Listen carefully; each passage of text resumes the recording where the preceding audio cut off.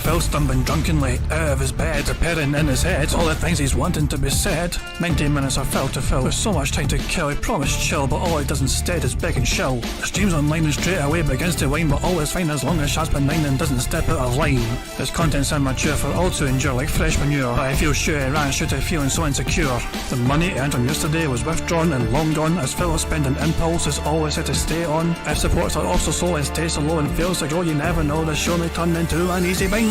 Once kicked off across the board with charge to what because the squad can be ignored, just how much DSP makes us feel so bored. To help us fight or sleep and try to keep alert to watch a creep who play bingo, but Phil will bitch and why his sheep are also cheap. While DSP is chasing green, we're seeing green across the screen as Phil's routine predictability rivals are slow machine. He's not in burping, leaning, ban. It matters not if battery fun is shy or scant to see if hours make him feel less of a man. Takes a drink and starts his like before lunching into a big pretending there for bills when truth is there to buy a wrestling JPEG. Talks about his shitty life of call his cat and fatty life and all his strife while forgetting that it's unwell and they were rife. With drama he will react but isn't actor as a fact as he rehearsed to be exact in how he felt he was attacked. He's nearly over it and a win is in sight with what to white despite Phil to light that tips were not light. We'll say alright it is okay and now it's time for Phil to play, but first he'll say that tips will help from being off the other day. And with those words we win again. It's never if but always when the game is won. Thanks to that we made it to the very end.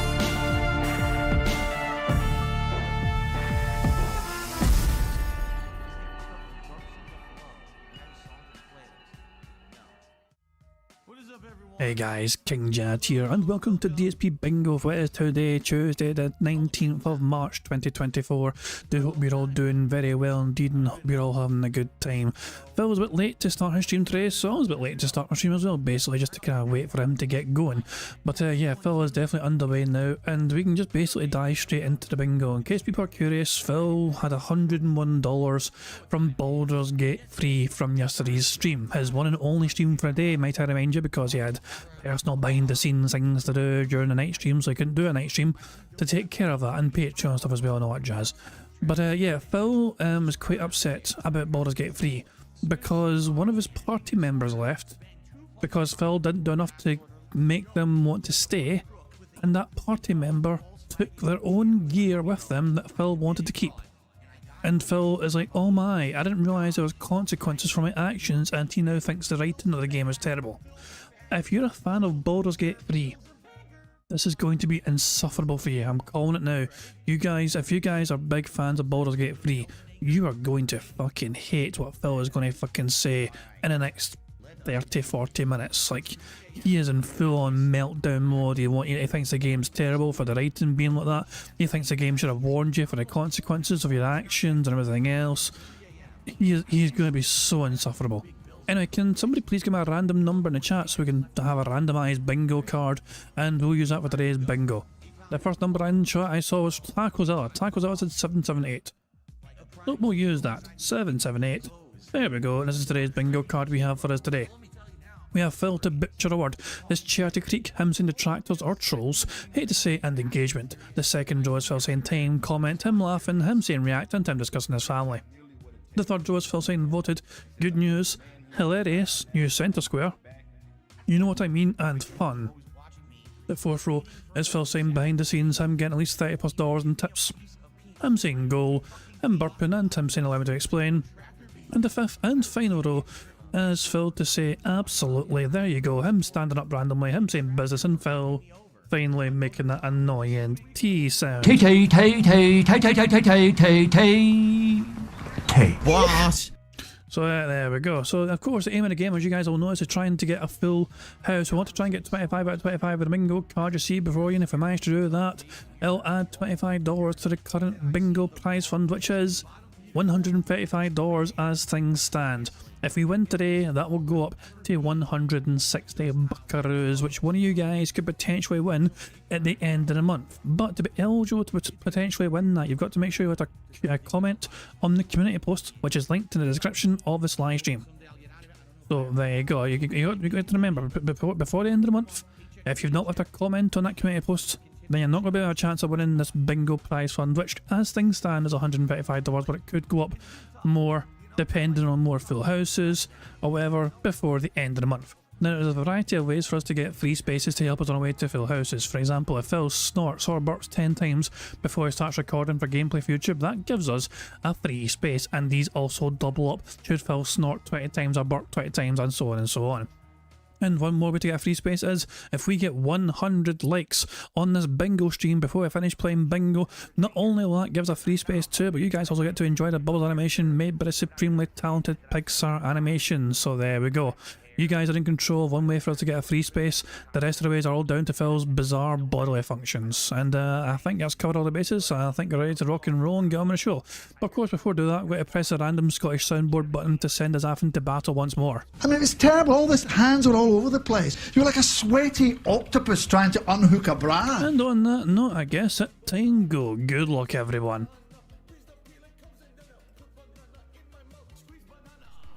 Good morning, everyone. On today's show, we continue on with RPG Overload. And in accordance with that, we've got two major topics of discussion on the podcast. Number one, Alone in the Dark, which is going to be coming out in a couple of days, and the early reviews are out. We'll talk about it. But also, the big discussion today is what happened yesterday when I was playing Baldur's Gate 3. So I'm just going to say this way up front on the show. There's definitely going to be some plot spoilers of Baldur's Gate 3. They're not going to be total story ruining or anything like that. In fact, it very much just relates to a side quest and a character story arc. But I need to explain what's going on for you to understand my perspective on this. So there's going to be a lot of discussion about the game today and a lot of ranting because I got to get some stuff off my chest. All this and more on today's episode of the Level 1 Podcast. And of course, we can just skip the podcast, the intro, sorry. Skip the podcast. We'll skip the podcast. We're just fucking done. Let's just fucking watch some authors and just fuck the podcast. If only we could just fucking enjoy the goddamn authors instead and have to endure Phil's shitey fucking podcast. He's gonna bitch, he's gonna whine, he's gonna moan, he's gonna cry, he's gonna say, why did that guy leave my party? Why did that guy take that helmet? I wanted that fucking helmet. Fuck off, Phil. You did not do enough to earn that person's loyalty to stay within your party. You treated them like a side quest, you fucking ignored their needs and demands, and they said, okay, I'm out of here, peace out, and they took their own gear with them.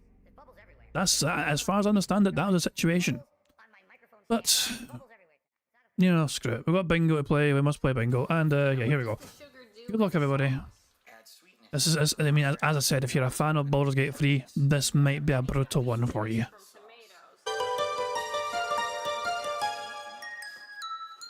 Good morning.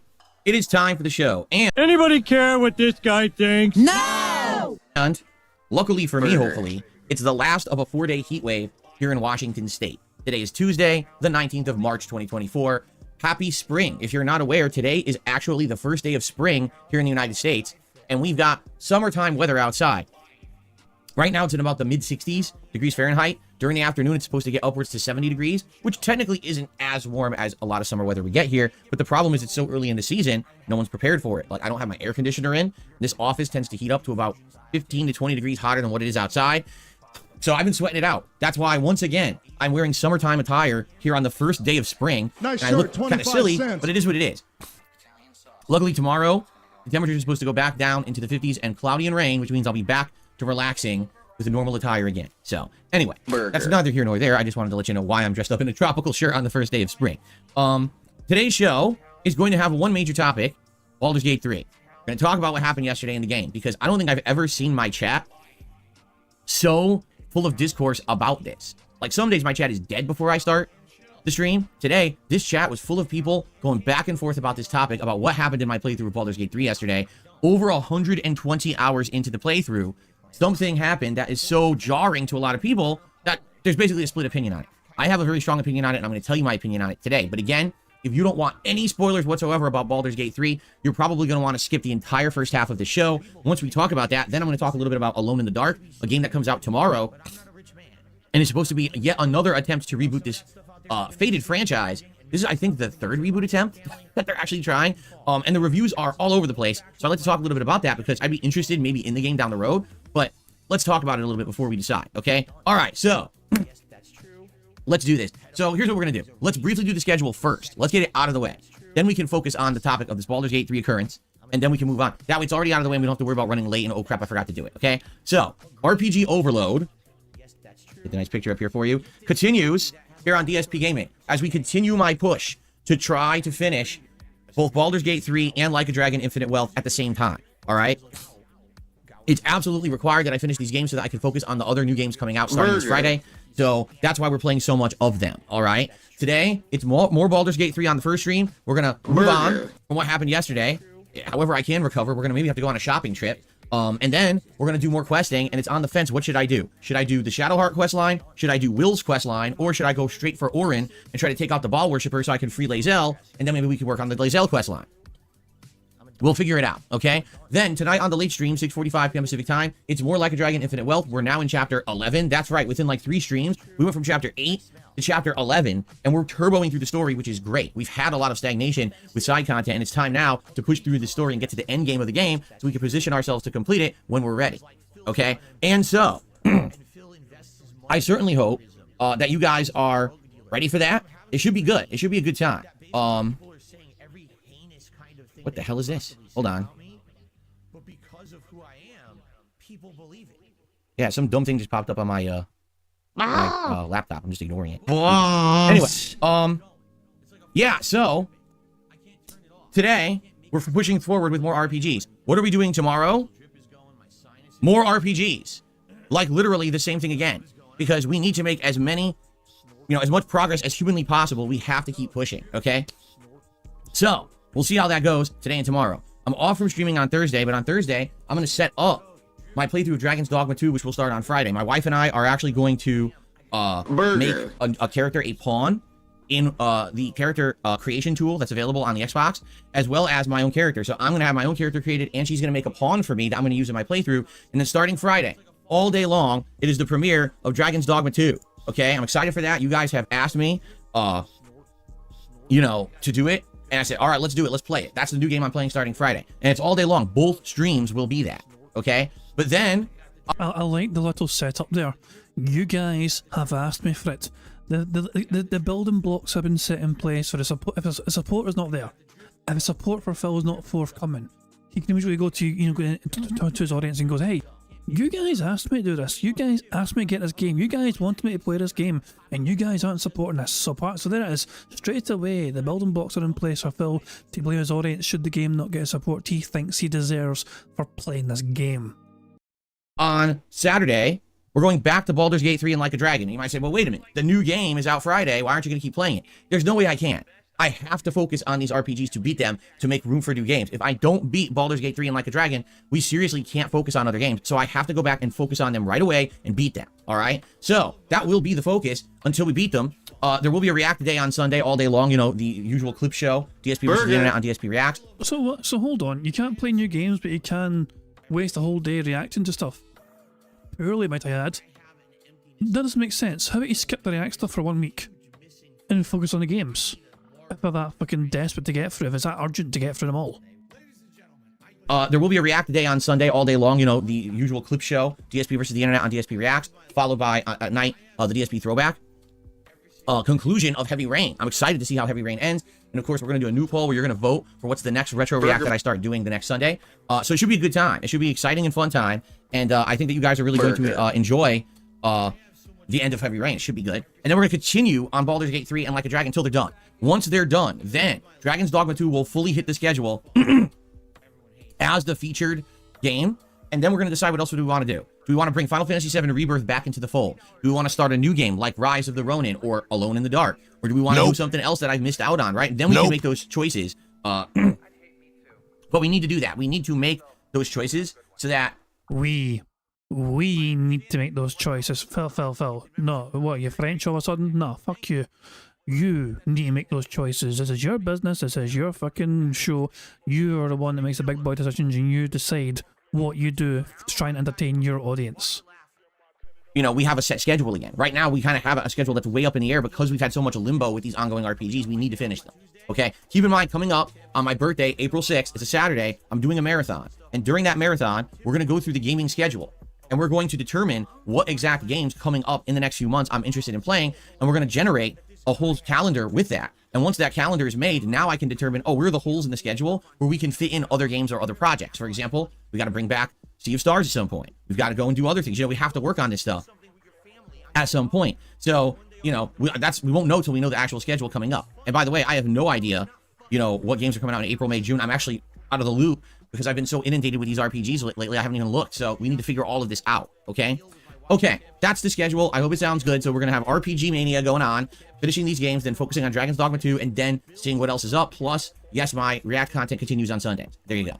All right, you ready? We're going to do it right now. Let's get into it, guys. So, spoiler alert, if you are playing Baldur's Gate 3, planning on playing Baldur's Gate 3, and you haven't reached Act 3, and you have not reached the culmination of Asterian's plotline, you're going to want to skip this portion of the podcast, because I am going to talk about that plot and its conclusion, and what happened yesterday when I concluded it, and my gripes with this. Because I'm pretty upset with the way it went down, not because of the consequences of my choices in the game. I'm actually okay with that, all right? My problem is that I was robbed, okay?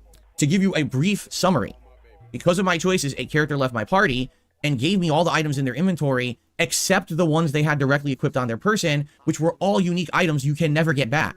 These are items that I spent over 120 hours during my playthrough collecting to make the perfect build, and now they're lost completely, erased from existence. Okay, so I want to tell you the story of what happened. I want to tell you my opinion on it and how I think that Larian could absolutely improve this engine if they actually really wanted to make it truly like a role-playing game rather than a, oh, we just make arbitrary decisions and you live with them game, which is really what this game is, sadly. Isn't that the whole concept of Dungeons and Dragons? Like, this game is based on playing like Dungeons and Dragons, where your actions have consequences and you're not immediately told what the consequences are going to be. So is Phil just completely neglecting what the point of the game kind of is? When at the heart of the game, it's kind of like inspired by Dungeons and Dragons, where you're not meant to be fully clued up on what the potential consequences are. And then we're going to go from there. But I'm sure everyone's going to have difference of opinion because people in the chat have already. They were going back and forth this morning about it. So let's do it. Let's talk, shall we? Yeah, let's do it. All right, so here's the deal. Asterian is one of your party members who you find right at the beginning of the game. He is a vampire spawn, meaning that in his past, a vampire bit him and made him basically a vampire, but he doesn't have the full powers of like the vampire lord. He's just one of the underlings, okay? But because in the plot he has this illithid parasite in him, he somehow is freed from the control of his master, and he's able to walk daylight. So he's a daywalker vampire, okay? So most of the plot, he is your go-to guy when it comes to lockpicking, when it comes to being stealthy. You know, he's the rogue, he's the guy in the shadows all the time, right? So, you know, you can build him various ways. You can have him backstabbing people, you know, being invisible, or you can have him from range doing crazy ranged attacks and stuff like that. I've used him in various different ways over the playthrough, okay? Notably, near the end game here, his build is so good that he basically gets like tons of turns. Like he gets 3 to 4 turns in one. Oh my dog, what's up? Thank you very much to Ira for the super chat. It says Baldur style individual stole his cheese, dude. I don't know, Phil. Oh my god, it's just, this is hilarious. So, I mean, I can understand Phil's frustrations kind of to an extent, because it's like, oh wait a second, I didn't realise I was going to have. Obviously, naturally you'd be pissed. If you're playing the game without being aware of that was about to happen, naturally you would get a bit pissed about it. But to blame the game? No, it's just Phil, that you are not clued up on the game. And to be fair, after 120 hours, it doesn't feel like you want to be fucking clued up on the game either. You have constantly mocked the way the game plays out, the story of the game, the way the game mechanics are, you know, the whole concept of like what D&D is meant to, you know, encapsulate. And this is Game of the Year for a reason, because so many people love the experience of playing the game. It has so much content to it. And not just for the main story, but the side content as well and everything else. But he doesn't care. Phil's like, fuck that shit, you know, I want my fucking stuff back. He put all his best stuff on this guy. All his best gear was on his one character. And the character left and thought, I'm not going to give you this back. This is my stuff now. I'm out of here, bitches. I just love it, and Phil's fucking crying about it. It's crazy. Thank you very much as well to Warren for re-upping his bingo message, saying maybe that's who stole his grocery bags. Aye, perhaps, maybe. Aye, the game developer stole his grocery bags and that tire. That he basically gets like tons of turns. Like he gets 3 to 4 turns in one turn, and he gets giant critical hit damage, he gets elemental damage, he gets all this extra stuff on top of everything we're doing, you know, that would be a basic rogue class. And that's because of the way I built him, but that's also because of his gear, okay? And he's been a critical part of my game. He really has. 120 hours in, he 100% has always been a part of my party. Unlike everyone else who I've swapped in and out, he has literally been a staple of my party since day one because of his uniqueness. He's the lock picker, right? He's the stealth guy. Now, here's the thing about Asterion and his character. He's not a good guy. Over the course of the plot, you find out that he's kind of an underhanded dude. Number one, right at the beginning of the game, he tries to suck your blood when you're asleep at camp without your permission.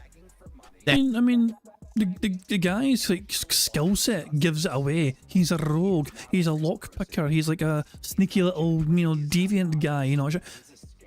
Even before you telling us that, it was quite obvious. It was not obviously. He had his maybe not flaws. He was not an angel, sure. Before he even feels like, oh, the guy's not a good guy because he tries to suck your blood. I was like, even before then, it's kind of obvious this guy is like a interesting character. Hell, who said you could do that? At least ask, and he doesn't. He just tries to do it, and you catch him in the act. Then over the course of the playthrough, you realize he basically is the one with the worst morals. He's the one who originally wants to use the elitid parasites for using all of their power. Like, he's totally for it. He says, if you're not going to use them, give me all the parasites, so that way I can become, like, all-powerful. Isn't that what you would want for yourself, Phil? Because you're just obsessed with being like a tank or whatever? Now, basically when you play through the game and you get to know him better, you kind of sympathize for the guy, because finding out all the crap he's been through in his life, being a vampire spawn, that he's gone through horrible, horrible things. He was very mistreated by his master, Cazador. That's the name of the vampire who turned him and controls him. I mean, over the course of the game, you got people who are hunting him because he's a vampire spawn. He runs into his former spawn mates, I guess you could call them, like brothers and sisters, in being turned into spawn, and see, you'll learn about their horrible backstory and how they were mistreated and all of that. So you do sympathize with him somewhat. But I mean, out of all the dialogue choices and everything in the game, he's the evil dude. Like, you could tell if you did an evil run playthrough and did all the like harsh choices, he would be in love with you. Like, he would absolutely love all your choices, because that's what he wants. He doesn't care about people being treated well. He just kind of laughs and snickers at everything and likes when people get hurt. He literally, every time in the game when you make a good decision, it says, Asterion disapproves.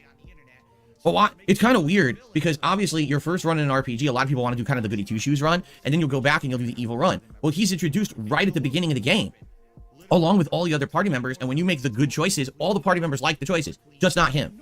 So over the course of the game, if you make moral choices, Asterion dislikes you more and more. And there's a couple critical things you have to do during the game choices, during the plot, that make him change his character a little bit and his attitude towards you. Notably, there's this one time where he wants to learn about these runes that were carved into his back by his master. Now think about how fucked up that is. His vampire master literally, with a knife or something, carved stuff into his back, right? And he doesn't know what it is, and a demon shows up and says, I'll tell you what those runes are as long as you do a favor for me. We'll come to find out the favor is an awful favor. He wants you to murder, basically, a creature that's a slave of his. It's another plot line. I don't want to really get into it and spoil it. But basically, again, the moral choices lead you to do things differently. Because you do moral choices, Astarion's angry with you. Oh, I didn't get to learn what the runes on my back are. Now, the funny part about that is you just find out what they are later anyway, easily. It's not like, oh, it's a hard thing now and you lost out on an opportunity. You're just going to find out in the plot what they are anyway. So it doesn't even matter that he found out earlier or later. He finds out anyway. So there's no reason why he should be so upset with you. But he is anyway. Okay? So over a few more choices in the game, he may like or dislike you more. But basically, by the time that I got to the end of the game, he's in my party. He's adding all these dialogue options. And by the way, we're doing his companion quest line. Meaning we've gone out of our way, all right, to basically appease this guy. Even though he's upset with some of the choices we made during the game, we're going to the mansion of the vampire that controls him. We're getting his revenge. We're killing everyone in there that doesn't like him. And now we're going to get to this big boss fight against the vampire. Literally, the only reason you're there is for him. You're not looking for anything there. There's no items you need. There's no power you're going to get by killing this vampire. You're literally doing this just for him.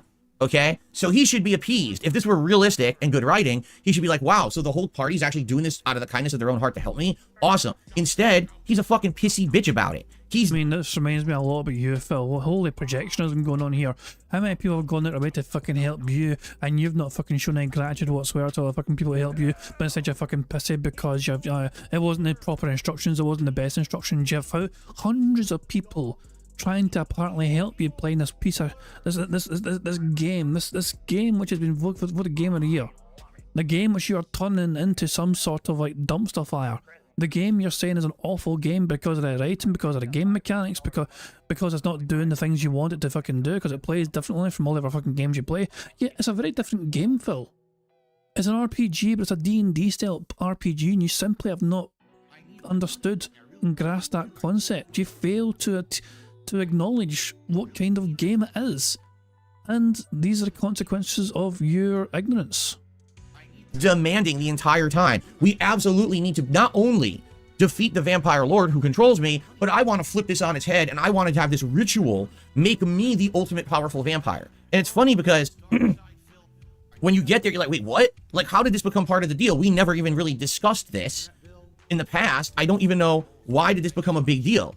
It was supposed to be just about freeing him from the grips of his vampire lord, but the game turns it into a quest now to make him the ultimate vampire, which is kind of weird. Again, especially if you're going into this with a moral mindset. You don't want a vampire lord. There already is one. Things are bad. You don't want just another one. And the thing is, wouldn't it be a good thing though to have that vampire lord be in your good graces? I don't understand, why would that be a bad thing? If this guy's been in your party the whole time and you help him become the big bad vampire lord, wouldn't that be like a good thing for your party and a good thing for the story? You can question the moral, you know, the ramifications if you want, but wouldn't that benefit you and your party? If you have this guy in your good graces and you help him become a vampire lord. And Phil's like, no. The guy's like, okay then, fuck you, I'm out.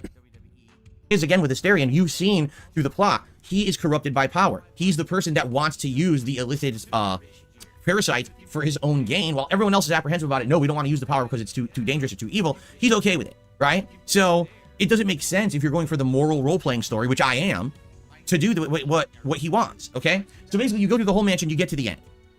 It's the big boss fight against Cazador. And it's a unique boss fight, like most of these endgame boss fights. It's not bad at all. I actually was enjoying it.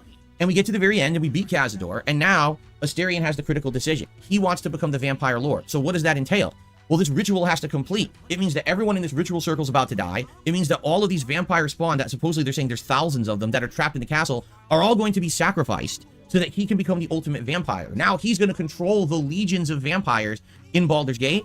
And again, as we've already seen in the plot, Asterion sadly can't be trusted with power. He's the one who wants to misuse the illicit power early on. So the track record says, no, this is bad. Even when you're going to make the decision of if you want to go with this or not, Shadowheart speaks up and says, no, you don't want to do that because you're going to sacrifice all these people just for him to get more power. This doesn't make sense.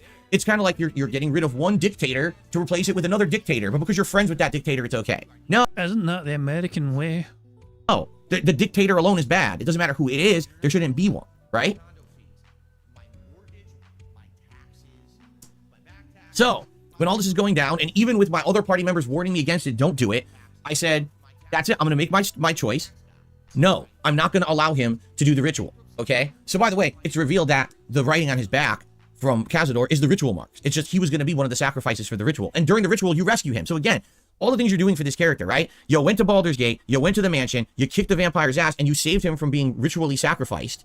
That's not good enough. He still doesn't like you because you don't want to do exactly what he wants. You want to talk about a fucking spoiled brat? That's Asterion. He's fucking such a spoiled brat character. If he doesn't get exactly his way, he hates you. How the fuck does that make any sense?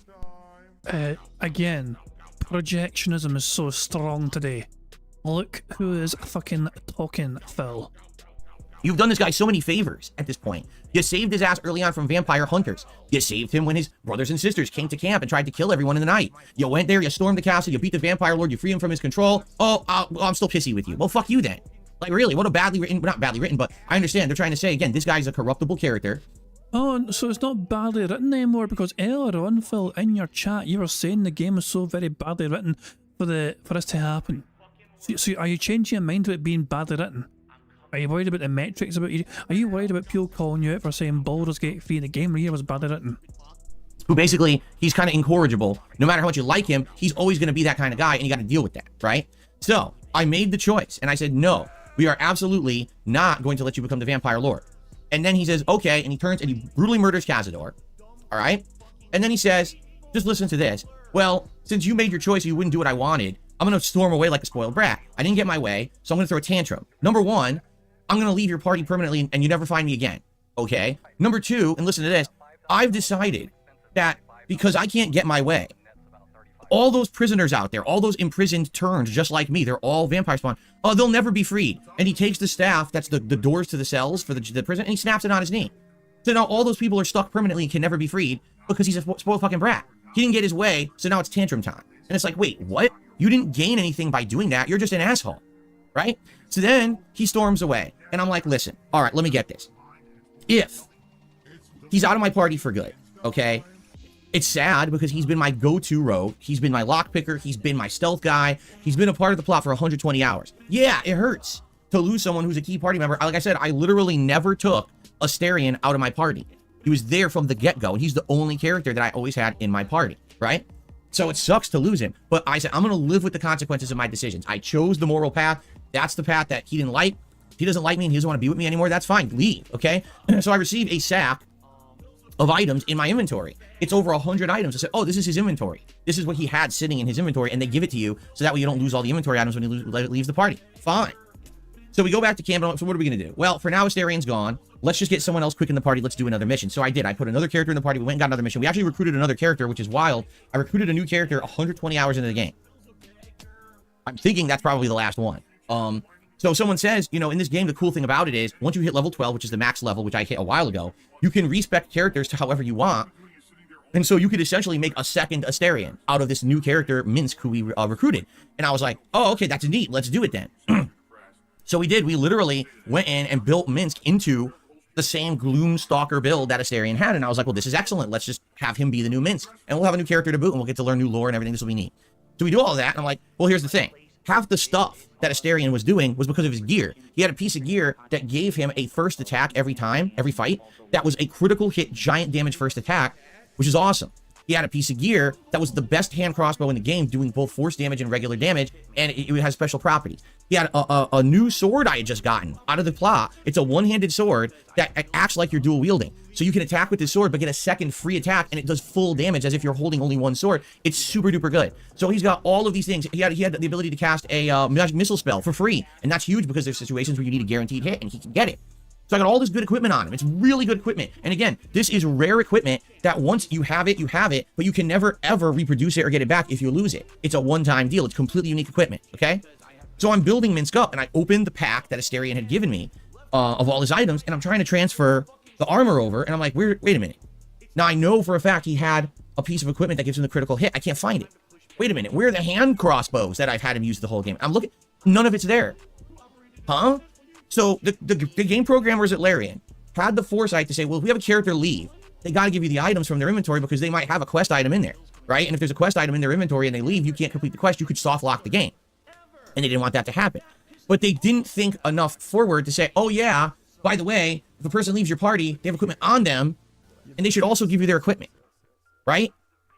But how would I have known that a character leaving my party means that he leaves with unique critical items that I built over the course of the game specifically for his build, and now because those items are gone, I can never use that build ever again. And it's true. With this particular build that I made, I can never have that kind of combination of attacks or gameplay ever again. It's lost, all right? Now, here's the thing, because some people have been defending this, all right?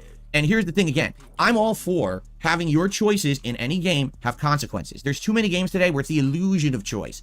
You make a choice and it didn't really affect anything. This was going to happen no matter what. And it's bullshit. And I don't like games like that. I like games where your choices directly impact the results and the plot and all of that. I really enjoy that. I'm okay with actually having a character who's written to basically kind of be like a spoiled brat, like Astarion is. And that's okay. I'm not arguing with the character. The character's fine. But if I make a moral choice and he's going to leave, all right, I'm okay with that. What I'm not okay with is the game now having a new game mechanic, never explained ever throughout the entirety of the game, and a game mechanic that they had enough foresight to say, we don't want to soft lock you, so we're going to give you all of his inventory, but then he's going to run away with all the items that he has equipped. It doesn't make sense, okay? It just doesn't. You might say, well, what's he going to do? Strip naked when he leaves your party? Yeah, because here's what should happen. If he says, well, I'm leaving, immediately you should say, hold up. We just went through a 120-hour journey together, and if you're leaving, that's on you, and I give you the option to leave if you want to leave the party. But if you're leaving, you give me all your shit right now. And then there should actually be dialogue between you and the character, hashing it out. Maybe there's a persuasion check. Maybe there's an intimidation check. And then the option should be either you just let him go scot-free, or you have to convince him to give you your items back, or you fight him. And if you win, you keep the items, right? That's what should have happened. Not, oh, he decides to leave. He disappears from the fucking game. Literally, he just goes, bloop, he's gone. They wipe him from game's existence, and now you have no option whatsoever to get your shit back. That's bad game design. And you might say, well, your actions should have consequences. Yes, if you're going to lose the character, that's the consequence. And give me the extra step of role-playing to have that dialogue so we can now determine what happens, because you're choosing to break our camaraderie, our fellowship. You're the one doing it, not me. I'm not sending you off. You decided to leave. So now we have to hash this out, right? Seriously, that's bullshit. You don't just get to steal everything, right? If you are in a relationship and you break up, Does one person in the night steal everything in the fucking house and run out the door? No, you have to hash out who keeps what, right? It's bullshit. It shouldn't be like this at all. It's absolutely terrible writing. And Zero says it was his stuff. Wrong. It was the party stuff. It was the party stuff, because everything earned that he had equipped on him is the party's property because they earned it together through their fellowship and camaraderie, not him doing it alone. If there was shit on him that he had earned completely by himself, you have the right to leave with it. None of that shit was his. It was everyone's to divvy out as appropriate during their working together. Oh my dog, what's up? Jesus, thank you very much to Ira for a super chat, who says now he knows how Howard felt about the super turbo board. Yeah, Howard. So Phil, in case people don't know this, Phil gave Howard a broken Street Fighter super turbo joypad board thing, and Howard got it repaired. Hold on. Dog, what's up? I'll read that in a second, but thank you. But so the story is D-Dog. Sorry, not D-Dog. Fuck me. I'm confused because I'm just going to read in chat. I've seen D-Dog's system as well. Sorry. Phil was given. Phil gave Howard broken joypad. Howard got it fixed. And Howard's like, great, I've got this fucking working joypad now. And Phil found out it was fixed and went, great, give me it back. And Howard's like, no, I spent money to get this repaired. You gave it to me because you didn't want it anymore. And now I've got it back. It's like, he's like, if you want this back, give me the money for it then, just because I spent a bunch of money getting this repaired because it was broken. Anyway, yeah, that's the broken. That's a badly explained broken joypad story that I alluding to. Thank you very much to Prophet as well for the super chat. Who says, when Phil left Project 7, shouldn't he have given Howard, John and Respect the Pact all the t-shirts and props? Excellent point. Phil would say otherwise because he's the one that put most of the money into the show in the first place, according to him. He kind of bankrolled most of the show. He spent most money in the props, apparently. He didn't pay the editors, you know what I mean? But there you go. Phil would always have a counter argument for this kind of thing, as you know. But yeah, basically Respect the Pact got screwed. Long story short. None of that shit was his. It was everyone's to divvy out as appropriate during their working together. Once you're leaving, now you got to determine what you get to leave with. It's that simple. There should have been that extra level of RPG, gameplay, and they didn't. Instead, they copped it out. He literally disappears from the game. Huh? How is that role playing? Oh, I blipped you out of existence. Bloop. What the fuck are you talking about? Right? That's terrible gameplay. It's bad writing. It's bad programming. It's bad gameplay. I'm sorry, you're never going to convince me different. They could have done that a million ways better to make it feel more like a real RPG, where you're playing the role of your character. I made the moral choice. Now we got to hash it out if you're going to leave. You don't just disappear from fucking existence and get away scot-free with all my shit. Fuck you, Phil. So, Bruh. anyway, all that being said, I'm pretty upset. I do feel like this is a huge design flaw by Larian. I think Larian could have done way, way better with this. And now, continuing on with the playthrough, now I have to decide what I'm going to do next, because I basically can't have that build in my party ever again. I respect Minsk to kind of be it, but no matter what equipment I put on him, he's never going to be as good as Asterion was. Asterion got off scot-free with the best equipment. Now, some people are like, well, why don't you reload? Because I don't want to. The whole point is that I'm living with my decisions. He should leave. That's fine. If he leaves and he's out of the plot or whatever, and I think he's a baby too. And here's the other thing too, because people are like, well, you should live with the consequences of your decision. Well, actually, it's not fair because you're not allowed to. Because my decision was, I don't want him to become the vampire lord, so I don't sacrifice thousands of vampire spawn. Then he breaks the staff on his knee anyway. So now the vampire spawn are already screwed. You've basically negated my decision. Basically, the decision was either go with Asterion and do what he wants, or else get a bad ending. Well, that's not a decision at all. That's a trick. It really is. That's a trick. That's bad writing. And there's no way to know you're going to get the bad end by making the moral choice, especially, you've been going the whole playthrough like this. That's bullshit. And so I think what it is, a lot of people would have said, hey, we're just going to, we're going to reload. I'm not going to reload. It sucks that that's where they went with that writing. Now, the funny part about it is some people have been telling me, well, you understand that if you had high affinity with Asterion, it wouldn't have gone down like that. If you had high affinity, then you could convince him otherwise, right? Well, guess what? I can't have high affinity because I'm doing a moral choices roleplay. The whole playthrough, I've been trying to make the best moral choices, right? There's been a few here or there that are very tenuous, I would say. But for the most part, I'm going with the moral choices, so I'm going to live with that. So apparently, you just can never have a good outcome with Asterion if you're a moral person in this game.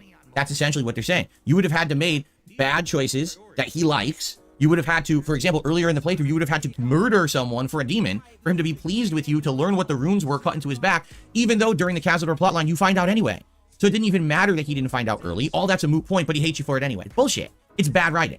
And I don't like that at all, and they could have done a much, much better job with it, and I'm not going to change my opinion on that. I don't like this part of the game. The whole Cazador plotline is broken because of it. And the game mechanic of someone leaving your party and stealing items because they literally blip out of fucking existence when they leave your party is a terrible, terrible way to code the game. They could have done a scene where you hash it out and you have these choices. In fact, wouldn't that have been better? Okay, you're deciding that we have a difference of opinion. You need to leave the party. All right, so now you're going to have a dialogue, either a persuasion check, an intimidation check, a deception check, something like that to get your inventory back. Or you mutually agree because you still like the character enough that they could just leave with the inventory, or you fight them. And maybe that could be awesome because maybe now they get to use all the shit they learned. Imagine if immediately you have to fight Asterion. He goes, okay, turn 1, invisible. Oh, fuck, where is he? And he backstabs one of your characters, and he's so powerful because he's your party member, he insta-kills one of your characters. Right? Like, oh shit. Like, that would be dope. I think that would be amazing if you have to actually fight it out with them at the end for them to get their way. But they didn't put that in the game. I guess that was too tough. Or they just didn't have the design choices. They didn't think of it. I think that would have been amazing. Then you want to talk about a game that resonates as like a truly unique experience. That would have been something I've never experienced in a game before. And I would have been like, wow, that would have been ultra awesome to have in a game. But instead, they literally took the easy way out and they blipped the character out of the game. Bloop, done. Code, line of code removed. Bloop, done. What the fuck is that?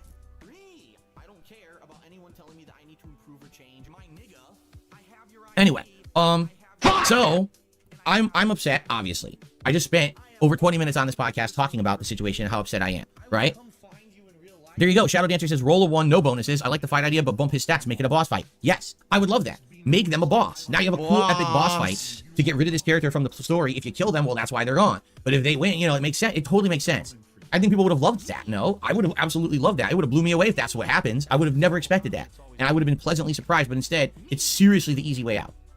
Disappear. So lame. Make my own game. Weary Mark, I bought this game. I have the right to criticize it. I played it over 120 hours. I can tell you where there's room for improvement instead of just sucking the balls of Larian Studios devs, okay? I don't suck balls. I tell you how it is. This is a awful part of the game that should be improved in future installments when they make them. They should make it better, not fuck you over. And the other part about it is, people are saying things like, well, if you had known that you were going to lose the inventory, right? Then basically what would have happened is, you would have always done the decision to appease the person so they stay with you.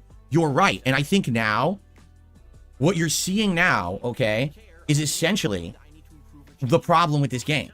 Now that you know that if a character leaves you, you lose their inventory, what's going to happen is for a lot of people, they're just going to make the whole game about appeasing the party members because they want to keep them in the party so you have that option of bringing that person in for whatever reason, for the plot, for a fight, for lockpick, whatever. You always want everyone happy with you, right? So instead of it being an RPG where you can simulate who you really want to be and make the choices you want, instead it becomes I'm a pleaser, a yes man, a person who just appeases my party members so they'll never leave and I won't lose all of this work that I put into the game. That's terrible. That is absolutely awful. That's bad writing. That's bad gameplay. That's bad everything. No one should have to play the game walking on fucking eggshells, wondering if they're going to piss one of their party members off and then they leave and then you're fucked because the game mechanic is they disappear from the universe, right? So that's terrible. And it should be improved. Absolutely, positively, it should be improved. It's not, all right? I think that's something that, again, whether they patch it in or whether that's something that in a future installment they put into the game, that should be dramatically changed and overhauled. That's one of my major gripes with the game right now. I have a few gripes with it. As you know, I played 120 hours and I had some criticisms of it. This is probably my strongest one right now. That you could screw me out of unique gear I worked my ass off to get and to create this build over the course of the playthrough, and now you screw me, right? That is so unacceptable in my opinion. So anyway, that's my take, and you can disagree, and I'm sure there's tons of people out there who disagree. If you disagree, I want to hear your take, and I want to hear why you disagree in a valid way, not just, oh, you're wrong and Larian's right? That's ball sucking, okay? No ball sucking, right? I don't want to hear ball sucking around here, ass kissing, you know, knob stroking, none of that. I actually want to hear legit arguments for why you think the way they've handled it is better than my proposed way to handle it, okay? So, and by the way, here's another thing people said, well, other RPGs do it. What RPG? Name one RPG where a character leaves your party and there's no option to ever get them back and get your gear back. Because I'm not aware of it. And by the way, I've played a ridiculous amount of RPGs in my time. I'm literally playing an RPG right now called Like a Dragon Infinite Wealth. There's 2 parties. When you switch from the plot from one party to the other, you still have access to the inventory of the other party that you can't play with. Okay? I've played That's kind of dumb. That doesn't seem very realistic. many Final Fantasy games where a character will leave with inventory, but later on it comes back. Or they put the inventory into your party inventory. They don't just remove it magically. It doesn't disappear. The character doesn't blip out of existence. They've already solved this problem many, many times before in other RPGs. This RPG chooses to ignore all of those solutions and say, we're doing it our own way, a very annoying, badly designed, archaic way that punishes the player and makes it that now you're afraid of always pissing off a party member because they might steal all your shit. That's stupid. Sorry, it just is stupid, okay? And it's funny because now some people are saying, well, what about Final Fantasy Tactics? Oh, Final Fantasy Tactics, a PlayStation 1 game, excuse me, from the 1990s. That's your best counter to what I'm saying in 2024, over 25 years later. Nothing's advanced since then. Nothing's gotten better.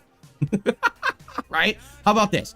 If you want to play Final Fantasy Tactics, go play Final Fantasy Tactics. This is an RPG in the modern day that's supposed to have modernized mechanics that are appeasing and appealing to the player.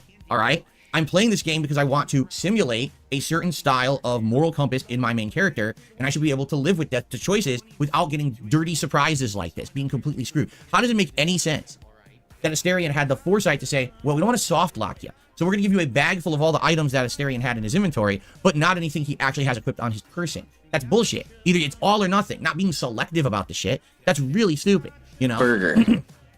So, sorry, don't like it, not going to like it. You're not going to change my mind, whether trying to yell at me and saying that I'm wrong, or, you know, oh, other RPGs do it this way. It's bad. It's just bad game design, in my opinion. You have the right to disagree, but you're not going to convince me otherwise. Right now, I'm very upset that I got this far into the game and I can't get my shit back, right? So I'm not going to reload the game. I'm not going to redo my choice just for the sake of appeasing this spoiled brat character.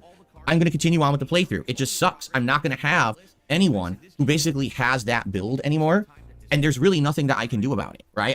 I just have to kind of live with it, and deal with it, and that's okay.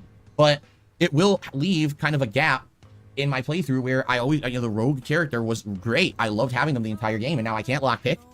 I could respec someone to lockpick, like Minsk. Maybe we could do that. But Minsk will now not hold a candle to what Asterion was able to do in combat. He doesn't have any of the gear. Like I said, I think what we might do today is, first thing we do is go on a shopping trip, because some people have recommended going to this particular vendor or two and buying a couple, like a new bow or something like that. I have no rings for Minsk at all that are any good for a rogue. They were on Asterion. He left with them. I think my boots, everything's bad. Like all the shit I have is pretty bad. So I think I will probably first thing today, go on that shopping trip and try to outfit Minsk, and then we're going to decide what we do next. Now, what I might do is I might just go rescue Lae'zel, and if we rescue Lae'zel, maybe she'll become my fourth party member. Then for combat, my party's going to be ridiculous, because Lae'zel was also like crazy good in combat, and she hasn't been in my game now for many hours, so maybe rescuing her is the way to go, and then I have the most crazy party ever for fighting. And then I guess we just forego the entire rogue idea. We just don't have one in our party anymore, right? I guess we'll see, but that's my take on this. I don't like this at all, this game mechanic. I think my proposition of how it should go is much better. And I'd like to hear your opinions on this, okay? All right, I'm officially done with this segment on Baldur's Gate 3, all right? Now, I have one quick thing I need to do, and I'm going to test, well, not test, but I'm going to use a new feature where I can pause the recording and come back in just a moment. So I'm going to do that right now. Okay, I just got a quick email I want to read. That's important, and then I'm going to continue the podcast, everyone. Hold on one second. Jesus Christ. So he's like, the live stream getting to suffer because he has a very important email. Is it an email from Scopley telling them that the latest WWE Champions event has gone live and they can get the latest Bubba Ray Dudley card? Go on, Phil, read the email out loud. Read it out loud. Dear Mr. Burnell, Okay, hold on. there are tax discrepancies from your account filings. He's actually responding to this email, looks like. Either that or he's banning someone in chat.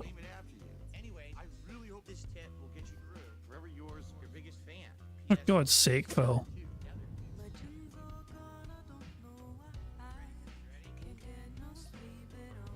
If only we could see what he was typing now. If only we could see. And she's a big fucking bitch. Shut your hole. Is there nothing on the internet that I won't masturbate to? Welcome to Operation Mindfuck! This is the fucking Shawshank Redemption, right? But with more tunneling through shit and no fucking redemption. Wow, this is a great feature to be able to pause the podcast and then resume it. Cool. All right, that was great. And now just like that, we can continue with the show. Excellent, let's continue. Okay, cool feature, right? I was able to do something I had to do quick. I'm back, and now we continue with the show.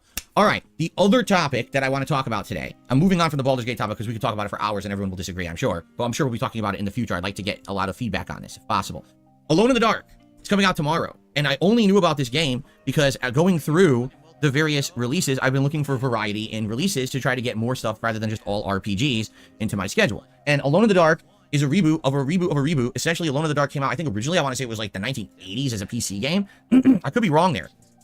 But it's always had this game with a spooky atmosphere and a supernatural twist. This time around, it looks like a game where it's two characters. One's a detective, and I'm not even sure who the other one is. And they're going to an old house that may or may not be like haunted or something. And they're doing like an investigation into like a bunch of murders or disappearances in the house. And I guess at some point the game will go supernatural. The reason that I say that is because I watched the entire like big trailer explanation for the game on my react show this last Sunday, and literally they don't want to give any of the game away. So all you see is the character David Harbour, the actor, plays one of the characters, looks just like him, and you see him entering the house or whatever, and then he has this woman with him. I'm not even sure what her relation is to his detective character, and they run into some like really creepy people in the house. One of these girls is running around. She almost looks like she's a ghost. Maybe she is, who knows.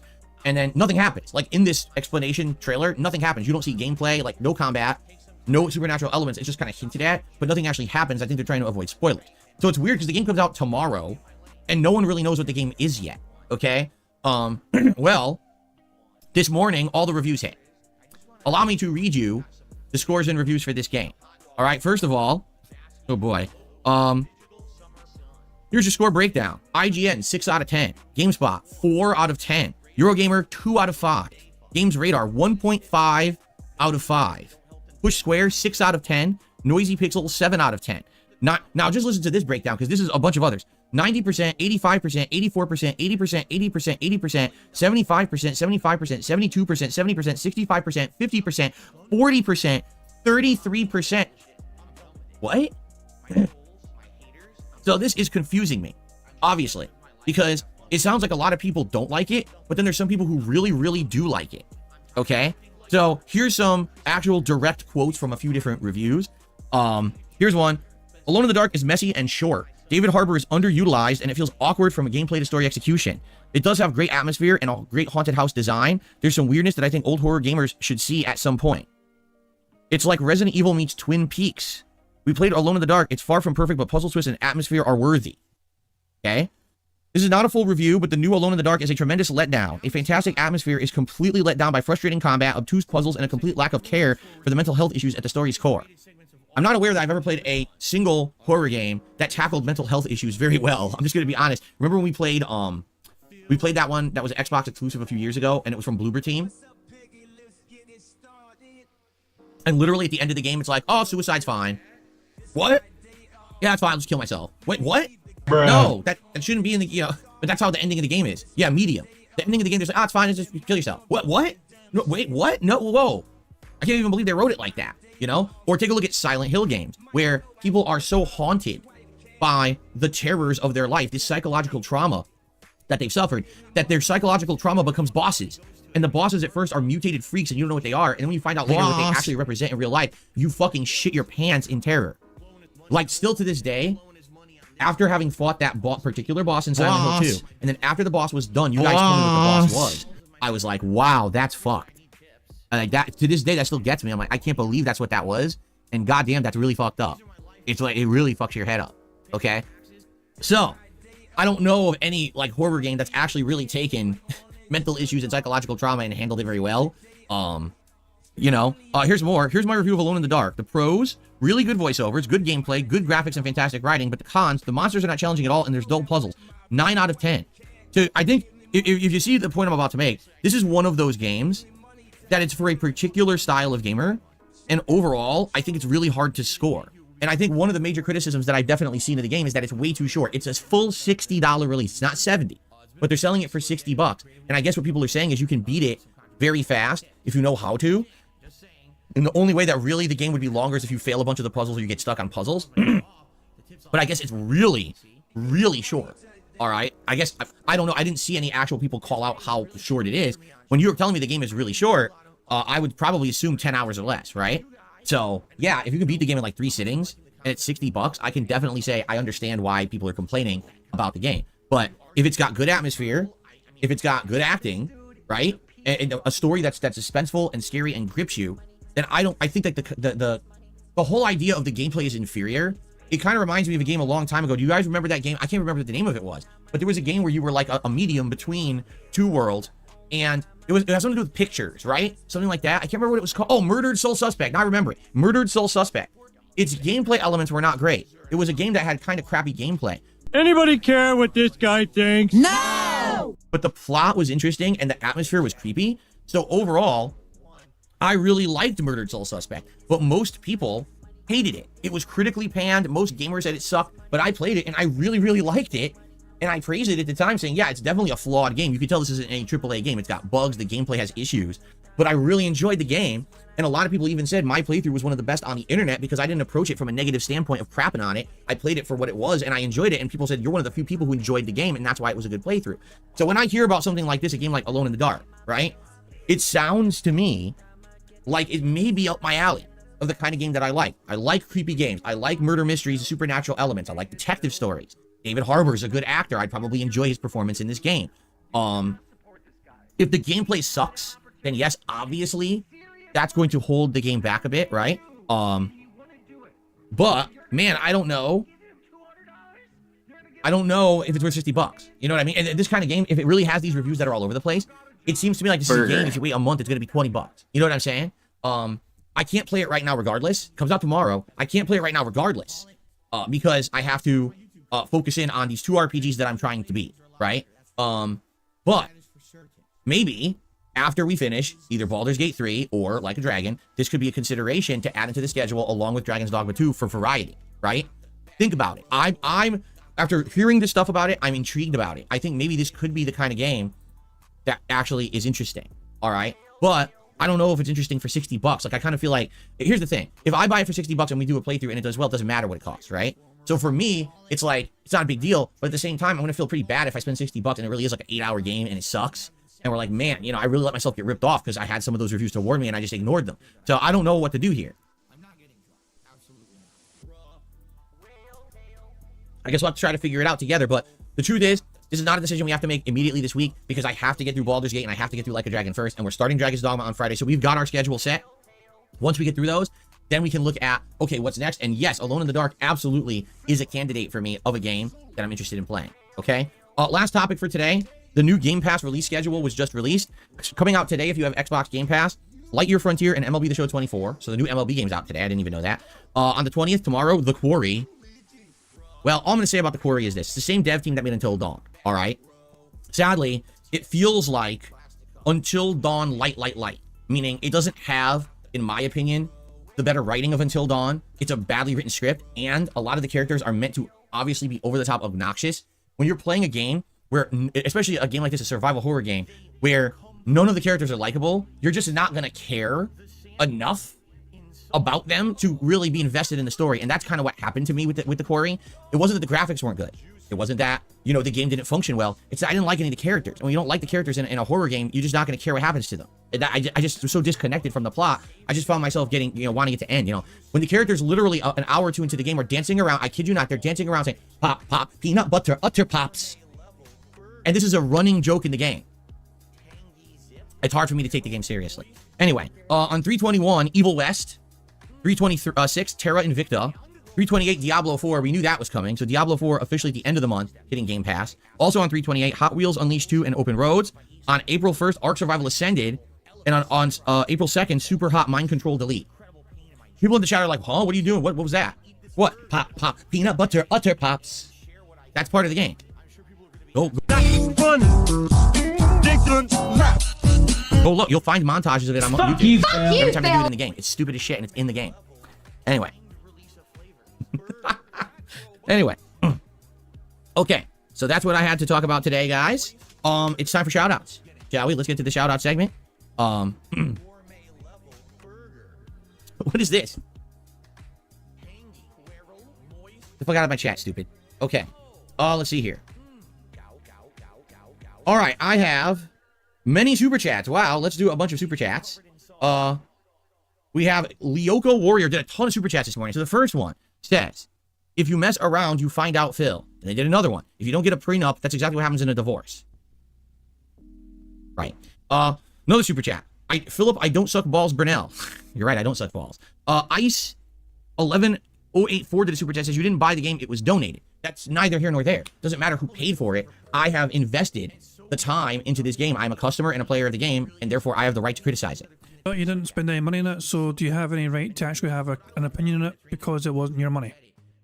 Lyoko Warrior did a $5 super chat again and said, so to be clear, instead of taking a big fat L, you want the devs to change the game? Yes, I absolutely want Larian Studios to drop everything they're doing right now. Everything that they're doing. I don't care. If you work at Larian Studios right now and you're sitting at your desk, stop doing what you're doing immediately. Close all applications, put your coffee away. Now listen to me. You have to recode my game right now to give me back my items. I'm very upset with you. And obviously, I'm more of importance of anything that you're doing right now that you must give me my items back. So get to it immediately. Thanks a lot, Lyoko Warrior, for that.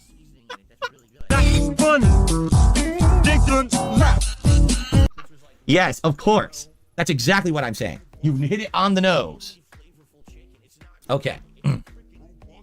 Yikes. Anyway, let's continue. Big Tuna re-upping their memberships for 20 months and says Asterion said possession is 9/10 of the law and left. There you go. Thank you for the support. And Adam Theory, with 9 months as a member, says the Corey was a little disappointing for me. Yeah, I mean, I think for everyone, especially if you were a big fan of Until Dawn and you've been playing the Dark Pictures anthology games recently, right? And then you said, oh, you know, I want to play their newest game. Because here's the truth, you guys may not have known this. The Quarry, get this, was actually designed for the Google Cloud Streaming Gaming Service. What was it called? I've actually forgotten what it was called because it failed and now it doesn't exist anymore. It was actually an exclusive game they made just for that service. It was supposed to be that what was it called? Google Stadia. Thank you, Darziak. It was Google Stadia. So it was supposed to be a Stadia exclusive so people would want the Google Stadia service. And what happened was the Stadia failed so quickly within a year that they didn't even get to finish the game yet. And Stadia was already ending. So what they had to do is they had to retool the game and turn it into a full-fledged release, which they weren't planning on doing. This was supposed to be a Stadia exclusive. That's why it's not so good. You understand? Like, they were like, we're not going to put all the effort in. It's not a cross-platform game. It's just going to be on Stadia. But maybe if it does successfully, then maybe we'll actually make better full-fledged games for Stadia. And Stadia flopped before they even released. So they retooled it, released it, and everyone's like, what the hell is this? Why is it so inferior to both Until Dawn and the Dark Pictures anthology? And there's your answer. Okay. Dentronic says, how do you keep up with all these facts I lost with all these things that happen? I don't know. I try to remember this stuff, you know, that I'm involved in, and, you know, it's my job to talk about it, so maybe that's what it is. But I know it's like little minutia that you actually tie these together into these webs of stories and stuff, right? Okay. Anyway, I received a $1 tip this morning before I ever actually started streaming. And this person says, why don't you load a save from prior to Asterion leaving, take his equipment back, and redo the dialogue the same way? That's why the game allows to save often, even during combat and dialogue, so you can learn through trial and error more easily. Because I don't want to save scum the game because of a narrative choice that I made. And I understand what you're saying, that they set it up like that, but I don't want to do it that way. You know, a true roleplay is that you'll live with your decisions. Now, oh, you made a decision and you had a bad outcome, and now you're going to undo the decision like you have a godlike omnipotent powers. It's that you're supposed to live with the consequence. I want to reiterate this. I'm totally 100% okay with the game having Asterion leave my party, and he goes on and does whatever he wants. I'm totally okay with that. I'm not okay with the game finger snapping Asterion out of existence, so there's no way for me to ever interact with him again or get an epilogue from him or get my equipment back. That's bad game design. They should have had, as I suggested, there should be a chance to either, you know, intimidate, persuade, you know, deceive, do a check, a dialogue where either you can maybe still get him to stay, or maybe, hey, difference of opinion, you want to leave, you leave, but I get my stuff back. And then if he disagrees, you have an option to choose to let him leave with the items, or you have a boss fight where he becomes like a super powered version and now you got to fight him to get your shit back. I would really enjoy that. I think that's a better way to go about it. Not, oh, watch this, gone. That's lazy. That's really a lazy way to do it. I'm not trying to insult Larian. I'm telling you, that's a lazy way to do it. There could have been many different ways they could have done it. It would have all been a more satisfying ending to that line of plot and narrative. And they just said, oh, well, bye-bye. And that's shitty. Sorry, I'm never going to change my opinion on that. Okay. I received a $3 tip.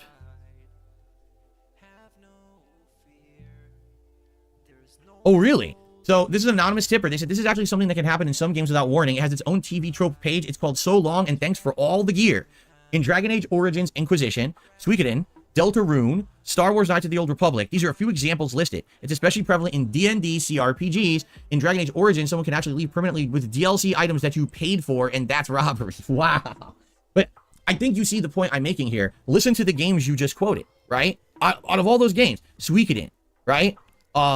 Dragon Age Origins, Knights of the Old Republic. These are old games. And since then, we've made leaps and bounds and improvements of RPGs for a reason. It's a frustrating design choice that makes no sense that it's in a modern RPG. If this was something from the 90s or the early 2000s, I'd be like, okay, it gets a pass. It's an old game. But now it's like they actively made the decision to make it like this. They did. They said, we're going to make it like this so that it frustrates you, right? It's stupid. Thank you for the anonymous $3 tip. I appreciate that very much. Let's get that on the leaderboard. That must be the top tip so far today. Okay. Alrighty. 1 second here. Fuck you, Phil. I received a $12.50 tip from 1 Minute Man. He says, it's kind of surprising you didn't get dialogue options to persuade Asterion. Yeah, hold on 1 second. I want to play your animation before I forget. If you had, he would still be in your party and everyone would have been so proud of him. As you said, you probably hadn't earned high enough approval from him. This game has an abundance of quests that give you a chance to earn approval from your party members. You haven't done them all. Maybe a friendship with benefits would have given you the options. Undoubtedly, yes. Undoubtedly, that's what would have happened. You know? Unbelievable, right? I mean, just think about it. Early on in the game, he wants to suck your blood. You tell him no, that's weird. Then he wants to sleep with you. You tell him no. Then he wants to kill a character that literally is the morally wrong decision to make, and you're serving a demon by doing it. And then later on in the game, because you didn't make that bad choice, that character helps you. So obviously that wasn't the right choice to make, right? Like every choice he wants to take is a bad one. Like I said, he really seems to be like the character that you know he's the bad morality character. And if you're doing an evil run of the game, he probably absolutely loves you, right? But for me, I'm doing a good morality run. Right? And there's nothing I can really do about the fact that he didn't like me over the course of the game. I wasn't actively trying to piss him off. I wasn't actively making awful decisions towards him. In fact, the whole idea that at the end of the game, we're going out of our way when we're supposed to be saving the world right now from this elder brain, right? Instead, we go out of our way to go to the mansion where his vampire lord lives. We're fighting through armies of werewolves and creatures, bats. We're going down into a subterranean, dungeon. And we're going to stop this ritual, save him again, because during the ritual, Asterion is about to get sacrificed. We save him again during this ritual. So not only have we saved him from vampire hunters and his own vampire spawn during the course of the game, we save him another time during the ritual. Then we defeat the vampire lord. And we say, sorry, we don't want you to become the next vampire lord. We just don't like the idea of a vampire lord and sacrificing thousands of lives for you to be powerful, right? And then he gets pissed. It's like ridiculous. Like he wants the world, and then he wants a cherry on top with icing and sprinkles. It's like, dude, we went out of our fucking way. That's not enough. Well, then sorry, you're not a reasonable person. I'm not going to fucking bend over backwards for your ass just because your voice actor won Actor of the Year or whatever at the Game Awards doesn't make you the best character ever written. In fact, quite the contrary. You're kind of a frustrating character to deal with, right? So for me, that's my take. Again, you can completely disagree with that take, and you have the right to. But for me, that's my take on it. I find the character pretty annoying, and I made my decision, and I'm totally okay, again, living with that decision. But I am frustrated that he took my goddamn gear, and I don't think that should have been what happened. That they should fix that, honestly. Like, they should improve that in the game so that you have options to keep your gear. All right, that's my take. You can disagree. It's okay if you do, but that's my take on it. All right? Okay. Spawn Killer, re-upping his membership for 34 months in a row. Holy crap, you're almost to your 3-year anniversary. And he says, crazy how it's almost 3 years since you left Twitch. Yeah, we're almost at the 3-year anniversary now of me just up and leaving Twitch. I think that it was, the way I was handled was very unprofessional and poor. They didn't care to even speak with me about what was going on. They didn't think that it was important, even though I'd been on Twitch for many, many years as a streamer. So, it is what it is. I'm not going to sit here and rant about it 3 years later. I've enjoyed my time here on YouTube, despite the fact that there's definitely some shortcomings of being on YouTube. It's very hard to get any kind of exposure. There's really no growth here when it comes to being a streamer. Like, I am who I am on YouTube, and that's it. Like, I'm never going to get big as a streamer on YouTube. It's not possible, because the way they've set up streaming, there's no way to really get exposure like there is on Twitch. And the chat is inferior to Twitch's. I think we all agree there, right? But it is what it is. I've enjoyed my 3 years here, and I hope to be here for a long time. Carlton Jr. says, Asterion, in my opinion, is the least character development in his character arc throughout the game. Lae'zel, on the other hand, has a lot of development in terms of morality. Yeah, I agree. Lae'zel starts off completely indoctrinated and brainwashed into the Githyanki culture and everything. And then, over the course of the game, you see, basically the wool is removed from blocking her eyes. And she's like, oh, now I see everything for how it really is. And by the end of the game, she's become, like, a much better person, right? Here's a question I have. If Phil always thought that this Astarion character, or whatever his name is, Astarion, if Phil thought that they were like an evil character, and Phil's going for a moral good guy playthrough, why did Phil keep the guy in his party the entire time? If you have the choice of rotating characters and having this one be in and this one be out, why did he not just replace a character that was a very bad moral person in his opinion? I assume that was an option, but Mr. Moral Compass here kept the guy he thought was a sneaky bugger, you know? So did Phil overlook his morals for own personal gain? Is that what it is? As usual. And that's a good thing. That's called character development. It's well done.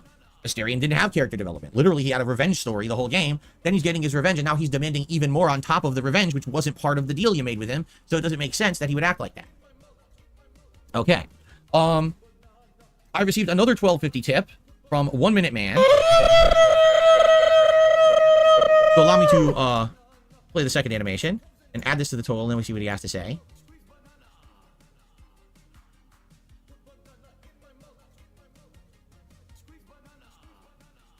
If you really want Astarion's weapons and armor, you can perhaps have chosen the other option that then ended him and looted him. This quest has like 4 to 5 endings, and you could have recruited Minx 20 hours ago. Now you've lost 2 companions. I've lost 2 companions. Are you talking about Minthara from the beginning of the game, who really wasn't ever presented as a companion? Maybe that's what you're talking about. He says, are you going to lose Lae'zel too? Is it a coincidence that at the same time you're under pressure to finish 2 RPGs that you're playing, you're under pressure in Baldur's Gate 3, trying to finish off the Elder Brain? So what 1 Minute Man is saying, all right, is actually that Baldur's Gate 3 is an allegory of my real life. Because by losing Minsk and now Astarion, not Minsk, excuse me, by losing Minthara and now Astarion, all right, it's like I've lost John, Rambo, and Howard. And because... Are you serious, Phil? Are you intentionally trying to fucking feed into the tractor lore or whatever? He's desperate to get clipped from the tractors by bringing this up randomly. It's just like me, for real. Oh my god, this is... Cringe overload. That's too much fucking cringe. And because I have now been in a situation where I'm in pressure to finish RPGs, just like I'm being pressured in real life in the game to stop the Elden Ring. To stop the Elden Ring. Alright, I give up. Forget it. I was trying to make a joke, and I botched it so badly, I'm never going to finish the thought. Good one. I marble mouth. Alright, forget it.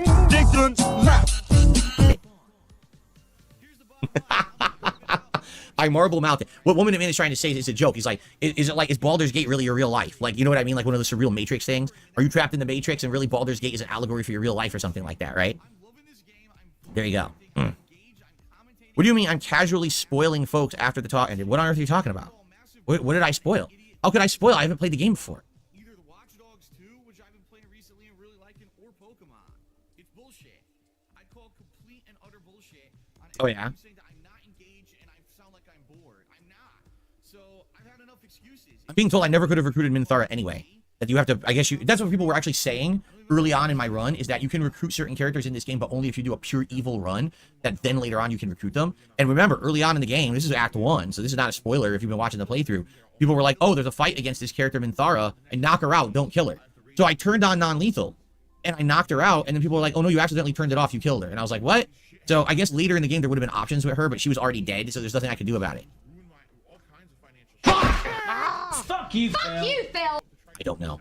It just seems like this is a game with so many complex options and moving pieces that it's really hard to figure them all out in just a run. Like, you probably have to play the game several times to try to figure everything out, right? Let's see. I received a $1 tip.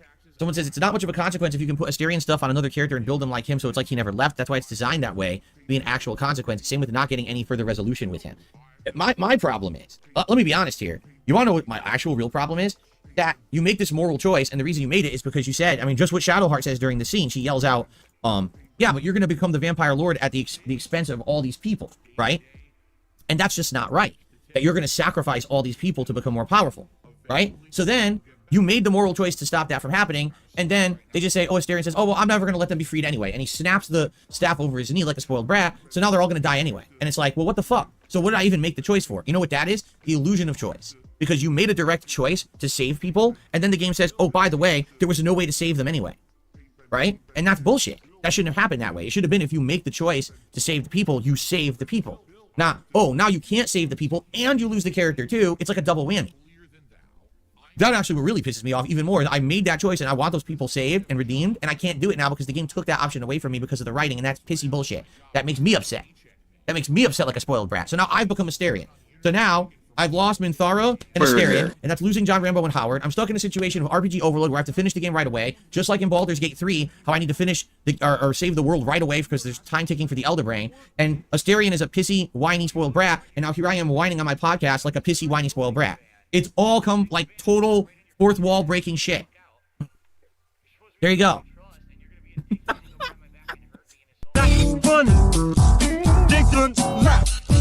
Oh my god.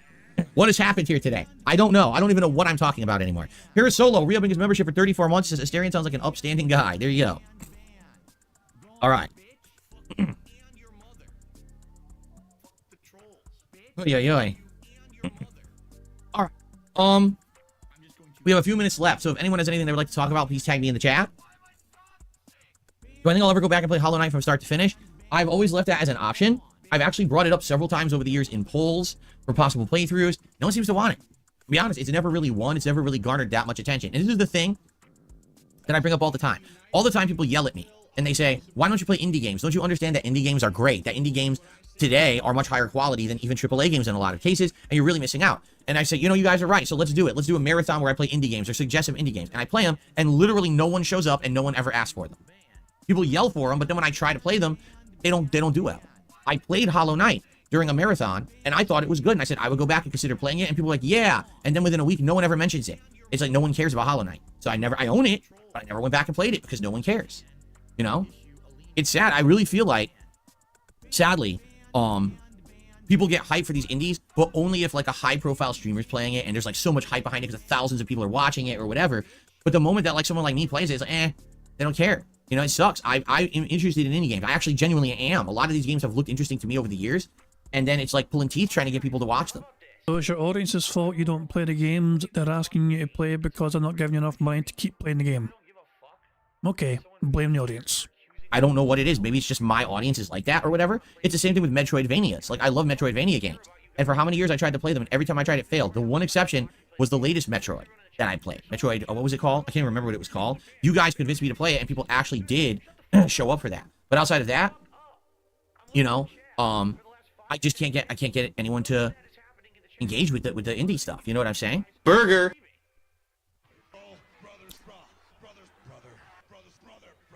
Cosmo says, you agree all publicity is good. You're probably going to remember Larian better because of the strong opinions you have of Baldur's Gate 3. Well, you know how I would really remember Baldur's Gate 3 the best? If all the people who worked at Larian right now at their desks stopped what they were doing, pushed their coffee away, closed their apps, and reprogrammed the game and gave me my Shut the then fuck that would be perfect. I would remember them forever.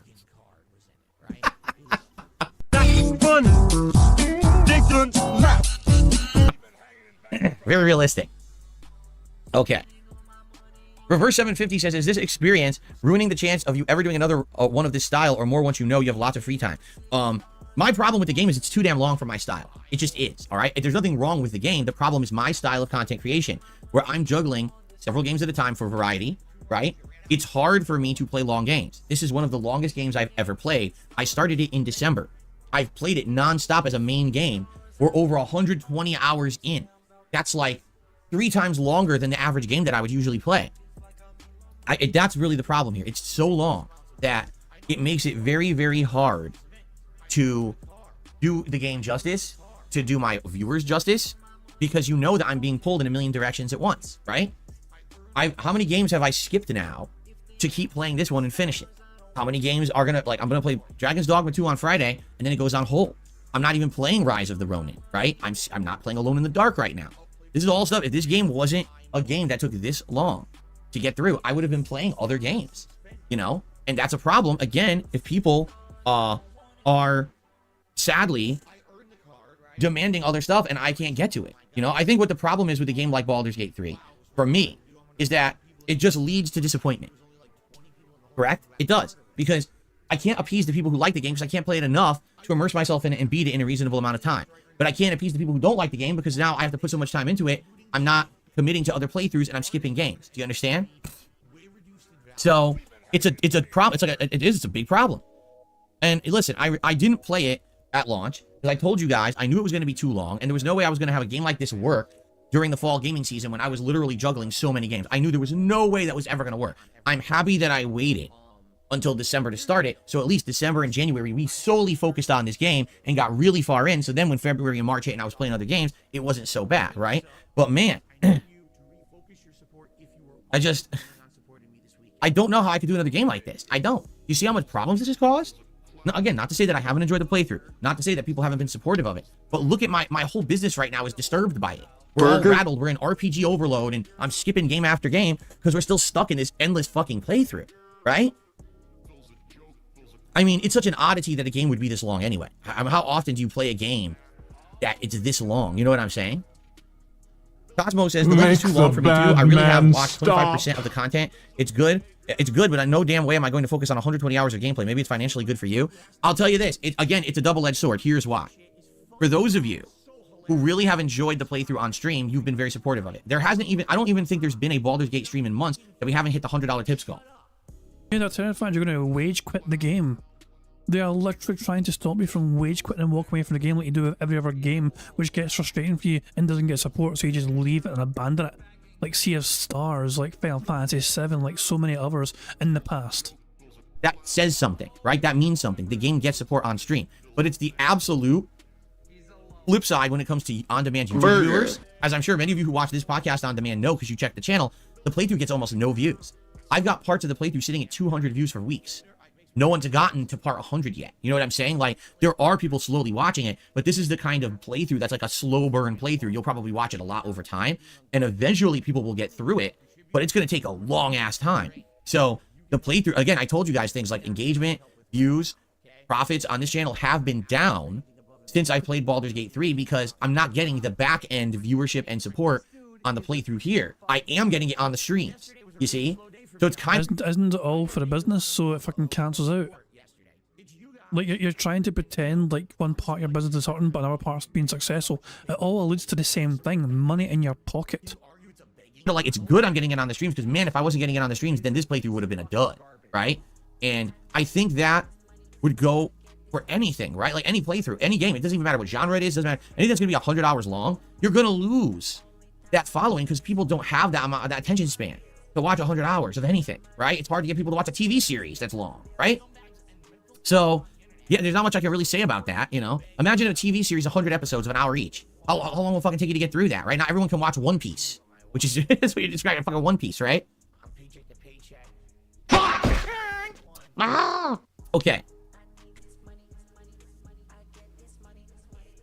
See, here's the thing. As much as I appreciate the live streaming support, because this is my life's blood, if I didn't have live streaming support, I would go out of business. Definitely the behind the scenes, you know, the viewers who watch on demand. Oh, behind the scenes was said. Burger. 5 in a row. That's concerning. It's our first bingo of the game. Hooray. Streaming support, I would go out of business. Definitely the behind the scenes, you know, the viewers who watch on demand. I call them the silent majority because there's thousands of people every day who watch my content on demand, but they're not verbal. They don't come to the streams and talk or whatever. They're just there to sit back and watch casually. That's a big part of my business model. A lot of people don't understand that. They think, oh, Phil's a full-time streamer. But you understand my background as a YouTuber. So those behind-the-scenes views add up and become a big part of my income. And when I get several months where super chats are down, the gifted memberships were all fake, so now my memberships are way, way, way down, and the views are down, this is hurting me.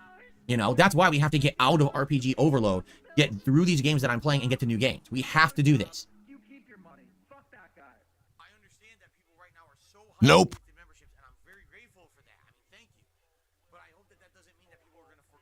Okay, I think it's time to end today's show. Again, I would love feedback on what you think about this situation that happened in Baldur's Gate 3. By the way, today we're just moving right on. You know what I'm saying? Like, I'm not going to sit here and keep bitching about it. We're going to move on. I don't know if we're going to go straight to try to save Lazelle, or if maybe we'll do Shadowheart. I think we got to do shopping first. Let's go on a shopping trip for Minsk. Whether we go to 1 or 2 vendors and we buy shit. We got a lot of money now, so you can buy a lot of stuff. And then we're going to do the next mission, and we'll see where it goes and go from there. Okay? Guys, thank you so very much. Great audience today. Thanks for interacting, and thanks for your input on this subject matter. I hope that you've enjoyed the Level 1 podcast. Tomorrow, get all caught up on everything that happened on today's full day of streaming. Thankfully, we're finally back with a full day of RPG Mania here today. And anything else that goes down in, you know, in gaming news and the like. Thanks for watching, and I'll see you tomorrow. Okay. Well, guys, today, sadly, nature does call. which means I do have to take a little bit of a break here to use the bathroom, but the good news is then I won't have any interruptions. We're going to start with the gameplay about 3 straight hours. So let me go ahead and get set up here quickly, okay? And we're going to go on a break for me to use the restroom and go from there. Here we go. There, this is here. Let's go ahead and as usual, should I leave you guys with the title screen music? You guys like the title screen music a lot? Let's boot that up. Luffy, I didn't get any tips. I'm looking right now. I did not receive any tips from you. I don't know. Did you send it to the tips link? How did you do it exactly? I didn't get anything. I'm not sure what happened there. I'm sorry. I've been sitting here, you know, I'm look at the information here, and it's just nothing there. Block out Asterian's face because he's a dirty thief. Good point. From now on, we're gonna scratch out his head because he's a jerk. He's a huge spoiled brat jerk. He stole my shit. I'm never gonna forgive his ass. Fucking punk. Punk ass bitch. Bitch stole my stuff. All right, let us take a break. I'll leave it at this. You guys like this music, right? So take a break. I'll be back in a few, and then we'll actually begin with today's questing and a shopping run in Baldur's Gate 3. I'll be right back. And I guess that counts as him standing. I usually wouldn't count this as him standing up, but screw it. Burger. 5 in a row. That's concerning. No, apparently, so I'm behind Phil by about 4 minutes, so I don't think he's back yet. He's not. Well, damn. I guess we'll just have to enjoy some otters while we wait. This has been... It's been a weird podcast. It has been... Hold on. Let me just... Let's turn this down a bit. Let's turn that fucking shit down a wee bit, you know. Doesn't need to be too damn loud. But yeah, fucking get a bit too carried away there, Baldur's Gate 3. But it's been a weird podcast, I feel. His main focus, of course, was to complain about Baldur's Gate 3 and how the game robbed him and all that shit. It's not been a classic by any means. Not been a classic at all. But yeah, I mean, who is he? I mean, I just love the fact that he completely forgot he didn't buy the game, and someone had to remind him. You didn't buy the game. It was given to you. It was gifted to you. And he's like that. I don't know if it was Phil that leaned it or if it was one of his mods, but that message vanished. I can tell you that super chat vanished from existence. All because he was corrected on, because he incorrectly stated that he had bought the game. It was gifted to him. That's the story Phil told us. So if Phil was lying about it being gifted to him, who knows, maybe Phil lies with being gifted things sometimes, just so he can, you know, make it seem like he is not actually throwing so much money around in his business. At all these times that Phil pretends he was gifted a laptop and gifted a console and gifted this and that, perhaps Phil was just pretending he was gifted it to try and make it seem like he's super popular and all that shit and beloved, when in reality it's actually him just buying it off Amazon. Who knows? As a random detractor theory. But you never hear names usually either. There's usually no names attached. It's always anonymous, behind the scenes, silent majority style, dense sort of gift Phil these things. You know, the only exception to that was what do you call it? Who gave Phil the LEDs again and the webcam? The Dutch brothers. Oh shit, yeah, it was them. But jeez, this has been a rough one. Where the hell are all my bloody otters? Is he back? I probably heard Phil getting back there, but no. Where the hell are my otters? There's a ball creeping into shot. Where are my otters? I feel like there's otters like right on the periphery of the screen here. Like there's the water's going mental down here. So you'd like to think maybe there's an otter causing that. Damn it. Ugh, they must all be busy somewhere else. It's annoying as hell. Come on, look at the water going mental. Surely there's got to be an otter down here. The water's going crazy. Ah, bloody hell. And Phil still... We're at live DSP. This is like live right now. Surprised there's no more chair emojis for Phil's empty chair. What is his chair emoji anyway? Hold on. Phil has an inflatable crown emoji. Phil has his own inflatable crown emoji. The inflatable crown he threw out. Is this a chair emoji? That Maximum Turbo has spammed a few times? The hell is that? Yeah, man.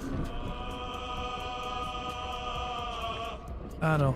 Brian's saying what crown? Right here. I mean, I'm looking at it here, like there. Sweets has spammed it here. That looks like DSP wearing an inflatable crown. This one right here. I don't know. Maybe I'm wrong, but it looks like it. But Jesus, man. What about the otters? Are my otters back yet? This is terrible. There's no otters and there's no Phil. Of course. Nice little hint there though, Brian. Nice little fucking hint, very subtle. Fucking inflatable fucking crown! There you go. I finally caught on. Only took a few hints. There we go. Where's the other otter cam? I don't usually load it because usually this one's good. But we have this one as well. We can go to the Monterey Bay Aquarium. And there you are. We have otters there at least. I prefer the Vancouver one because you get to see the otters more, you know, more close up. This one you feel so far away, like you're so like up in the air and you can't really see details too great of the otters. It just seems so far away. This one, there's an otter there. I saw an otter a second ago. Don't tell me we just missed one because we were getting turned off. Oh, come back, you wee bastard. Come back. No, I swore I saw it for a fucking second there. Like, we went left the screen for a second and I saw like a fucking freeze frame of one. Like an otter T-posing or something. Rain Lemire says some otters are better than no otters. That's a valid point. Very valid point indeed. As I prefer this one usually just because it's a closer web, kind of get to see the otters in more detail, or, you know. This one is good as well. This is what we used at first. They are damn cute.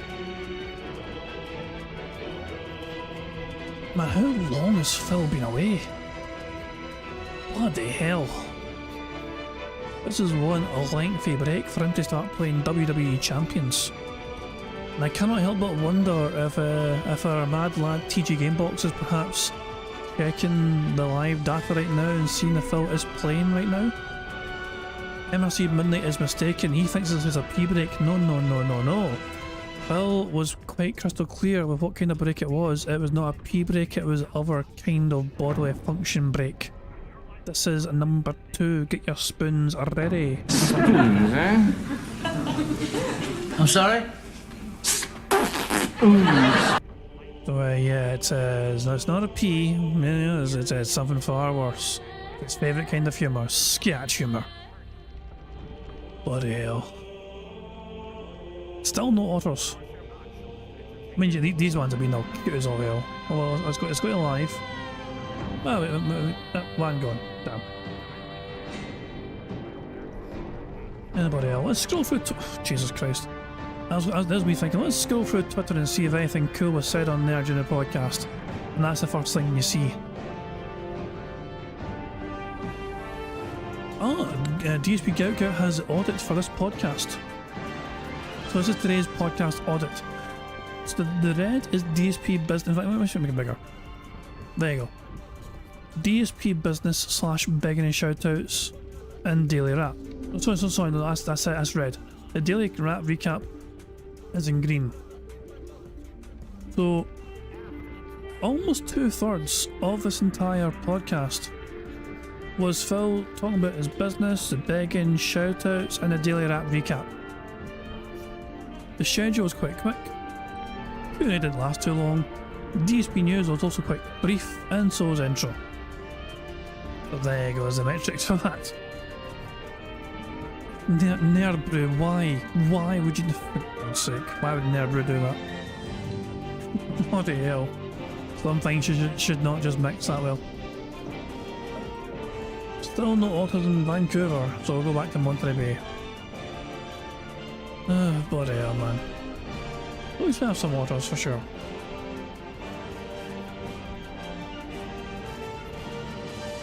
But yeah, Phil wonders why his business loses so many viewers in between podcast and beginning gameplay.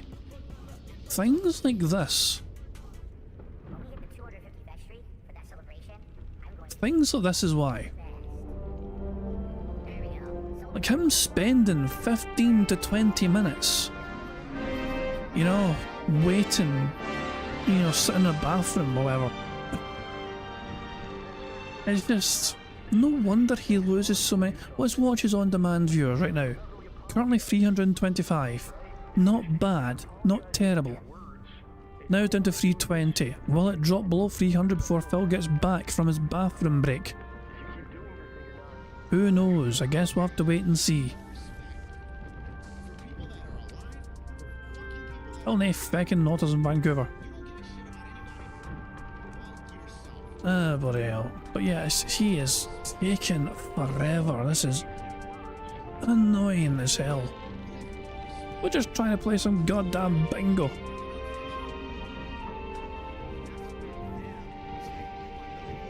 But let me remind myself, when did he leave?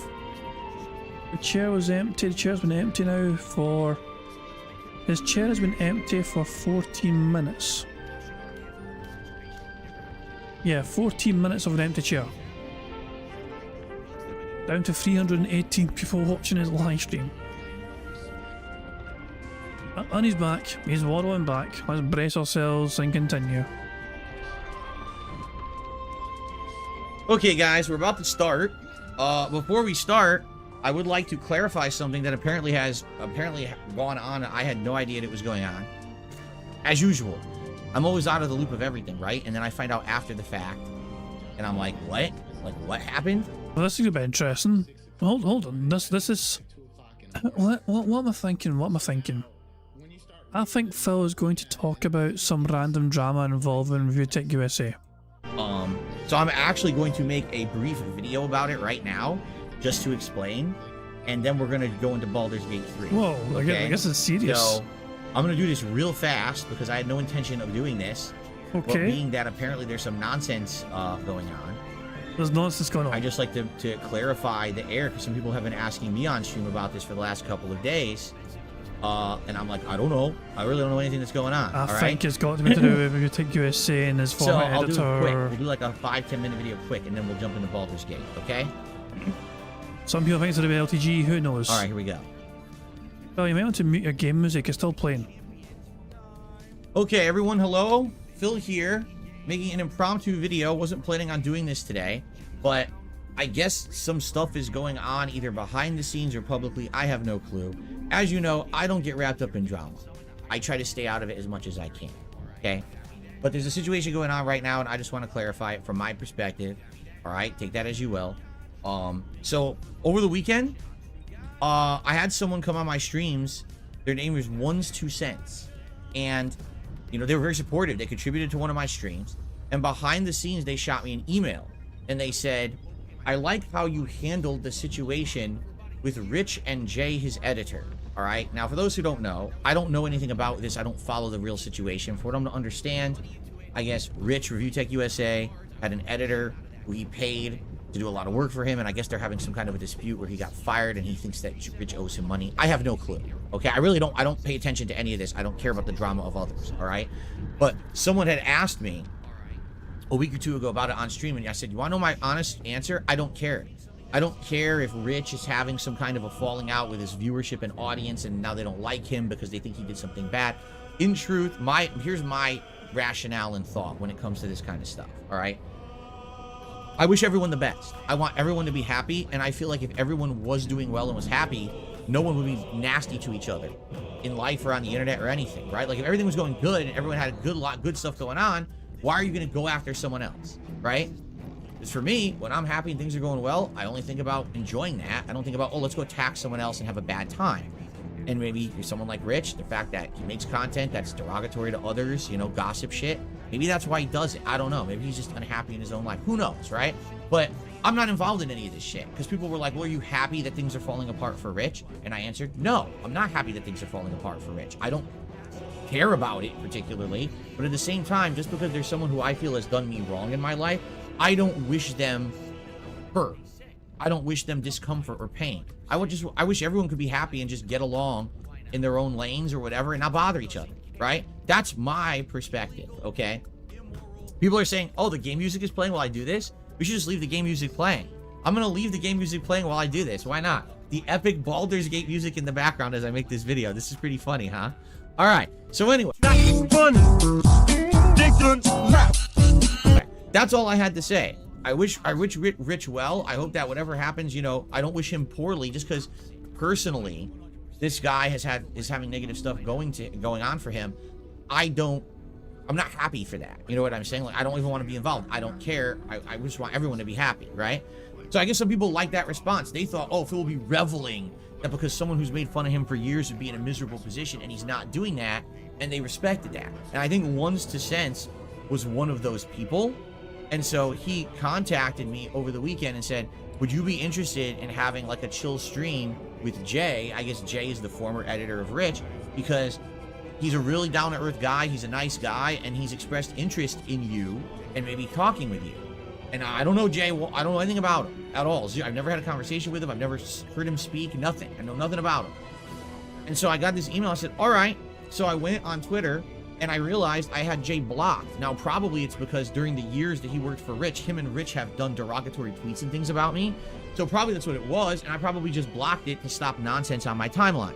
So I unblocked him, and I sent him a DM, and I was like, hey, so I've heard that, you know, you're interested in maybe having a chill stream or something. You know, we can talk about that. My perspective is if we do it, we shouldn't even bring up Rich at all. It should just be a stream where we just talk and hang out or whatever, right? And so he responded back, and he's like, well, that sounds good. You know, my perspective is I want to have positive fun with games. Maybe we could just have a stream where we just talk about whatever we're doing, what we do and stuff like that. And we went back and forth for a couple of days now, like once a day. Like, it'll be night and I'm going to sleep and I'm checking all my stuff like, oh yeah, let me see if he sent me a DM, and I'll check and it'll be like, oh, okay, you know, he responded, let me respond back. We've been going back and forth for like a few days on it, okay? Where we had left it was Jay said that he wanted to have you know, a chill stream, but he wanted to talk behind the scenes first. Like, maybe let's have a one-to-one conversation before we agree to a stream. Let's just have a conversation about it personally, offline, not public. I was like, okay, how do you want to have it? You know, we could talk on the phone, or, you know, we could try to figure a video chat or whatever. I could do it maybe after my late stream or whatever. Like, that's literally it. And that's where we left it. And I actually responded to him last night with that, okay? So come to find out, people are telling me now, oh, are you aware that he's talking shit about you on his Twitter? Oh, I don't pay attention. I don't know what's going on.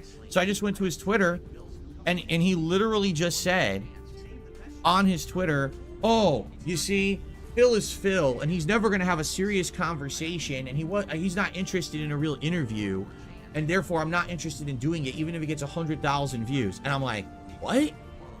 Like, what are you talking about? When did we say this? Right? Like, what? We were having a behind-the-scenes conversation in DMs on Twitter about having a chill stream possibly, and the next step was to have like an offline conversation, not public, about the specifics of how we could do it and what we would talk about, and it wouldn't even involve Rich. It wouldn't be a drama conversation, okay? On his timeline on his Twitter, he's literally saying, I could read it right now. I just posted it up, by the way, on my Twitter timeline. The DSP thing was something I wanted to do because he reached out to me and that never happens. I thought we'd get a little more insight into Phil if he opened up. However, he obviously only wants to do a fluff interview despite Rich, which I find funny for someone saying they don't want to get involved in drama. At this point, I don't think we will ever get any truth from him, but I tried. What? Yes, everyone was right. Phil is Phil. He'll never talk about anything serious. What are you talking about? Like, literally, what the hell are you talking about? I have no clue. That's not what we were even talking about. So it sounds to me, I hate to say it, it sounds to me this guy is a snake. He was trying. Immediate reaction. Oh, the guy's a snake. Hate to say. Burger. 5 in a row. That's concerning. That's right, we're still playing bingo, baby. We have not started recording for gameplay yet. to bait me into some kind of a conversation, and then eventually he was going to talk about personal shit or whatever, right? Exactly. Is it even the same person I'm talking to? It's on the same Twitter account. The DMs are attached to the same account where he's posting. This sounds to me like this guy's either like bipolar, he's two personalities, or I'm talking to two different people on the same Twitter account, or I don't get it. All right, but just so you guys know, I had no interest in doing that. He said, if someone told me he's a chill, down-to-earth guy, he'd like to have a chill stream with you just to talk about games or whatever.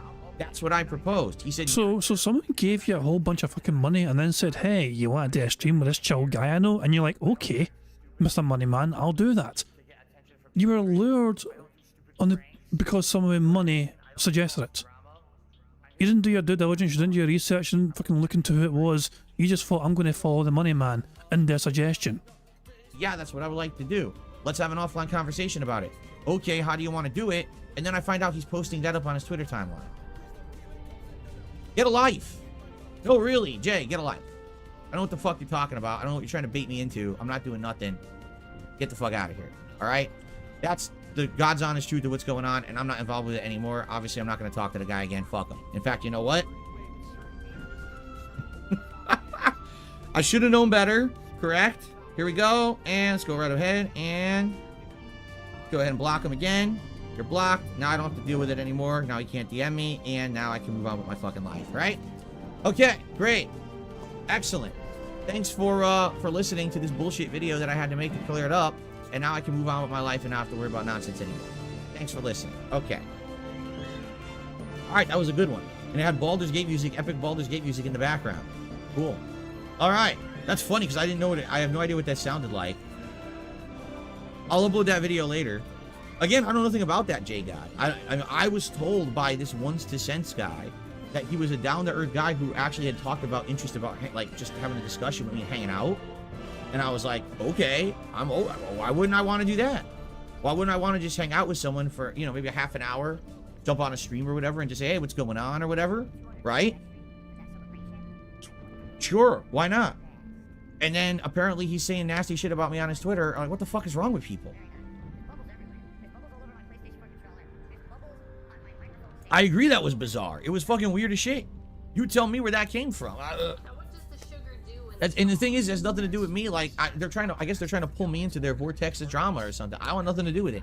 Okay. I received a $3 tip. Hooray, we got to tick off the $30+ and tips as well. Burger. Fantastic stuff indeed.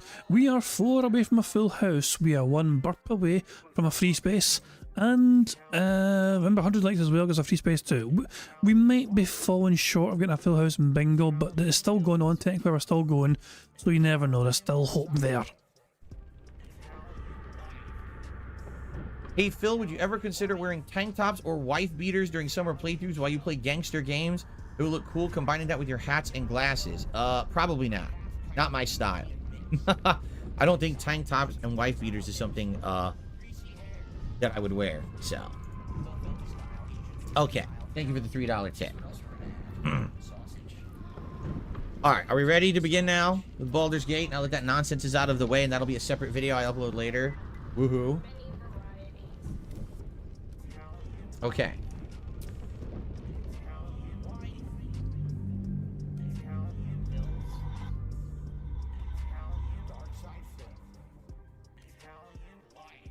The blimp says, you're too nice to people. You give them the benefit of the doubt. People don't deserve it. You got your audience, your channel, and your life outside the internet. Screw them. Yeah, I don't know, man. I was trying to be nice. Someone tells me, hey, someone's interested in talking with you. They just want to have a chill conversation. I have a DM conversation with the guy on Twitter. Literally, that's what the conversation says. Oh, okay, let's talk more about it. Oh, then he goes on Twitter and shits on me. What the fuck is wrong with you? Really? What the fuck is your problem, dude?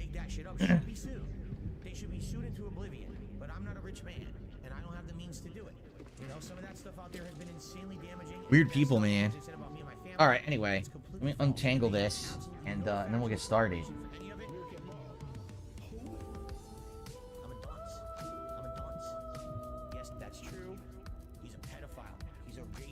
My wire is way tangled here.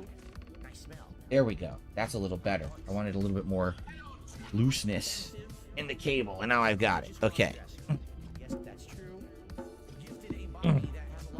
Okay. Are we ready? Okay, here we go.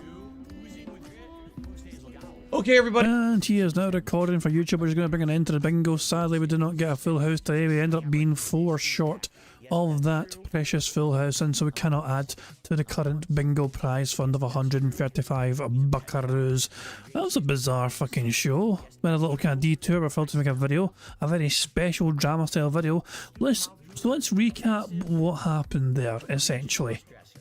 Hold on. It's just, I'm kind of. Who is this guy on Twitter again? What's his name? Jay something or whatever? Jay. What's this guy's Twitter handle? Anyone mind who this fucking dude is? This fucking Jay guy that Phil was addressing. Like, is it like what's his handle? If I type in JKB, is that gonna be enough? I don't know. I don't know any of these Jays. Jay Hoofed apparently, okay. Well, it's the second one down. Hold on. There you go. This guy here, okay. So will he know yet, I wonder, that Phil has made a very special video about him? No, he has no idea, no concept of it whatsoever. I imagine he will find out very soon. Yeah, I imagine he's about to find out. People probably tagging him in chat, I imagine, already, tagging him on Twitter, saying, hey, Phil's directly addressed you, and said all this stuff about you, and everything else. Yeah, and here's some of the early tweets already. We just got a 10-minute rant before DSP started gameplay where DSP blocked Jay yet again. And Phil, yeah, Phil actually, did Phil tweet about it as well? Is that why it took so long? Because he tweeted about it. For the record, I have no idea what Jay is even talking about. We have talked a bit this week in DMs about doing a chill stream and having a phone convo first to Planet. Now this is on his timeline. I'm very lost and don't have time for drama, sorry. Phil, if you don't have time for drama, then why did you initiate the conversation to begin with? Long story short here, you followed somebody with deep pockets because they gave you money, saying, hey, someone I know wants to talk to you. And without even thinking about it, you thought, okay, I'm going to follow Money Man. You didn't even think about the potential ramifications of who it was or their character. You just followed the Money Man who led you towards this. Once again, Phil lets money corrupt him and his fucking morality and his partner. Because remember, Phil said he was done with trying to pursue interviews and everything else and conversations with people. Because he didn't want to fucking make his audience suffer, because his audience don't want him to do that. Anytime Phil tries to talk to anyone on the internet, it doesn't go well for Phil, because he is such a toxic individual and he always makes himself look terrible and he makes his audience look fucking bad as well in the same time. So Phil promised his audience, I'm done with that. Remember, he promised his audience, I'm not going to deal with that anymore. I'm just going to focus on my channel, focus on my gameplay, focus on you guys, not sure, his community, his little culture community. But all of a sudden, Phil's reaching out to some people, thinking there's a potential interview going to happen, or a wee chill stream, chill session phone call. Nah, Phil, make it make sense. You cannot keep lying to your fans about your intentions. You can't let people in their deep pockets lead you down that road of going against what you promised your fans. That's a scumbag move, in my opinion. We have Otters back. And that was got a ball. Fantastic. Okay, guys, I am going to wrap things up for this bingo stream. I do hope you all enjoyed yourselves. Sorry we couldn't get a full house bingo, but it is what it is. Nothing we can do about bingo mechanics and all that jazz. But we will be back tomorrow. We will return for bingo tomorrow, and we will do some more of it, and hopefully we can get a full house before Phil's precious day off and everything else. Guys, I hope you enjoy yourselves. I hope you enjoy the rest of your night, whatever you end up doing. I'm going to end how it always end, by playing Notorious PIG contributions maybe supremely talented Pixar animations. I'm not sure. I'll try and live redirect you to somewhere. I don't know who's live right now. I know there's a bunch of people live earlier on. When I started the bingo, there's a whole bunch of people live. But yeah, I'll live redirect you to somebody after the stream's finished. Okay, so I'll send you to some detractor stream afterwards. But until then, guys, I'm going to wrap things up there. So yeah, thank you very much for being here. Thank you for keeping writing the card. Thank you for your support and everything else. I really appreciate it.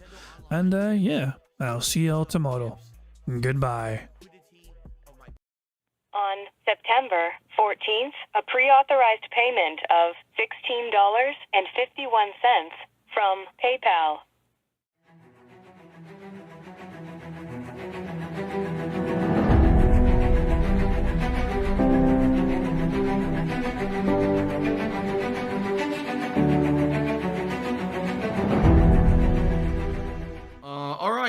Mills has tipped me $1.30. It says, I'm back. What's your favorite type of shower? When you're showered in money. When you go outside and all of a sudden, greenbacks start falling from the sky. And you raise your face up, you're like, oh, you start dancing, you go, oh, money, money, yeah, yeah.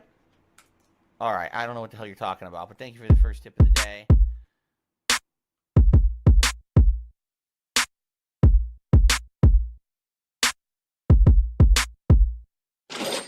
Money, money, yeah, yeah. Money, money, oh, money, money, yeah, yeah. Money, money. Money, money, yeah, yeah. Money, money, oh, money, money, yeah, yeah. These contributions are mandatory. Money, money, yeah, yeah. Money, money, oh, money, money, yeah, yeah. Money, money, money, money, yeah, yeah. Money, money, oh, money, money, yeah, yeah. These contributions are mandatory.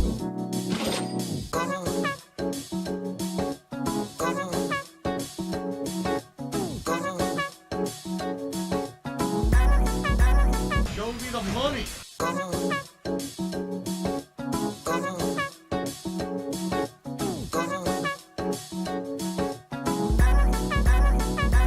Free. Money, money, yeah, yeah. Money, money, oh, money, money, yeah, yeah. Money, money, money, money, yeah, yeah. Money, money, oh, money, money, yeah, yeah. These contributions are mandatory. And it's gone, just gone like that.